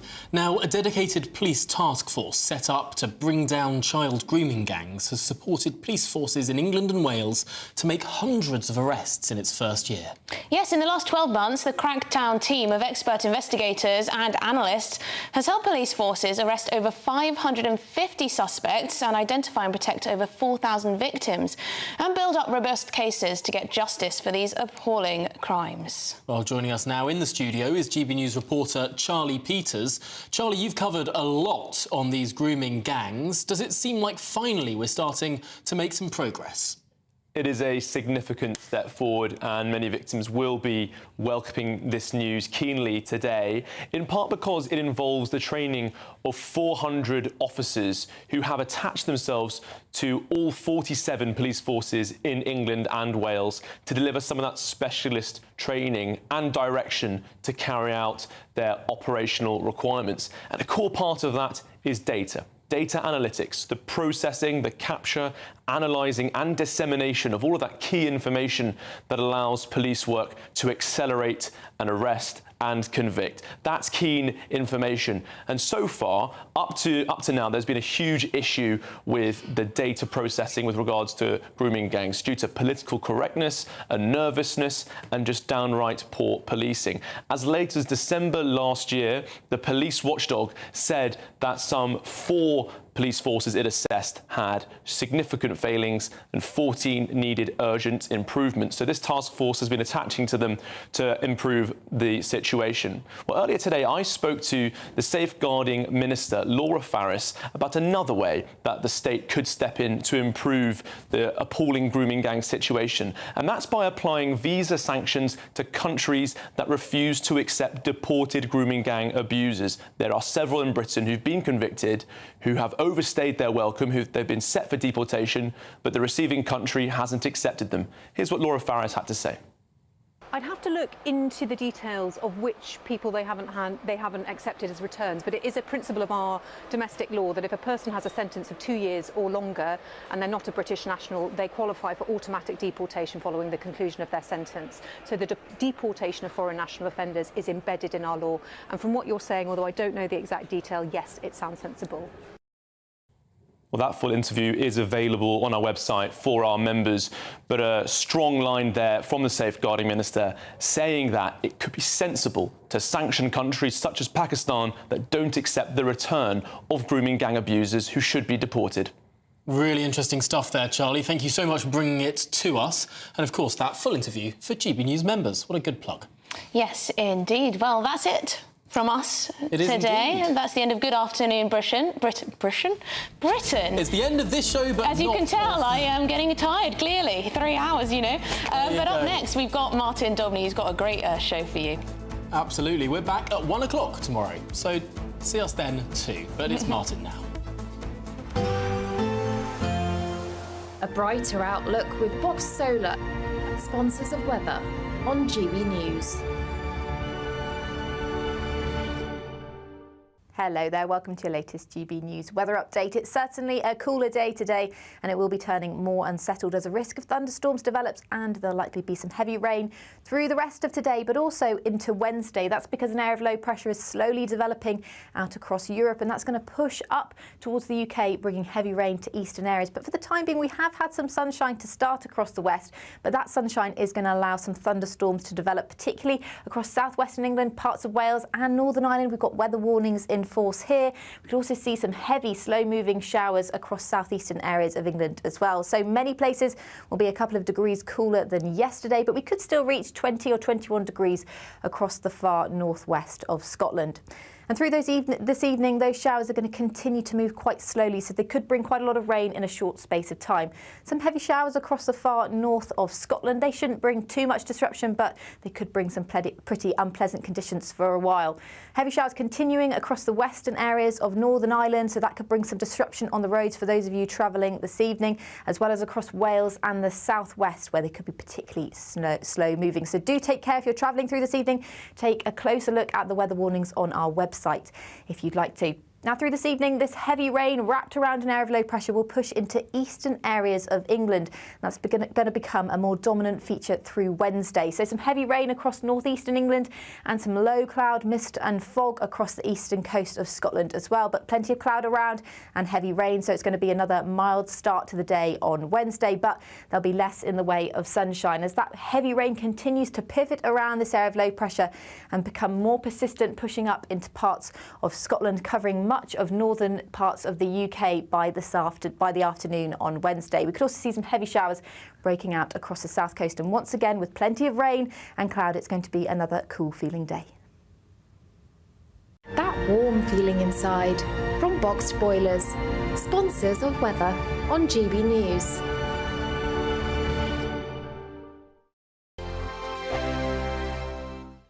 The next Great British Giveaway winner could be you, with a massive £20,000 in tax-free cash to be won. Imagine how you'd react getting that winning call from us. Oh my God, are you joking? Not a line, I never won a penny in my life. I don't know what to say. Do you know what? I've never won anything like this in my life. Oh my God. Oh God. Oh, it shocks me. This is amazing. For another chance to win £20,000 in tax-free cash, text PRIZE to 63232. Text costs £2 plus one standard network rate message.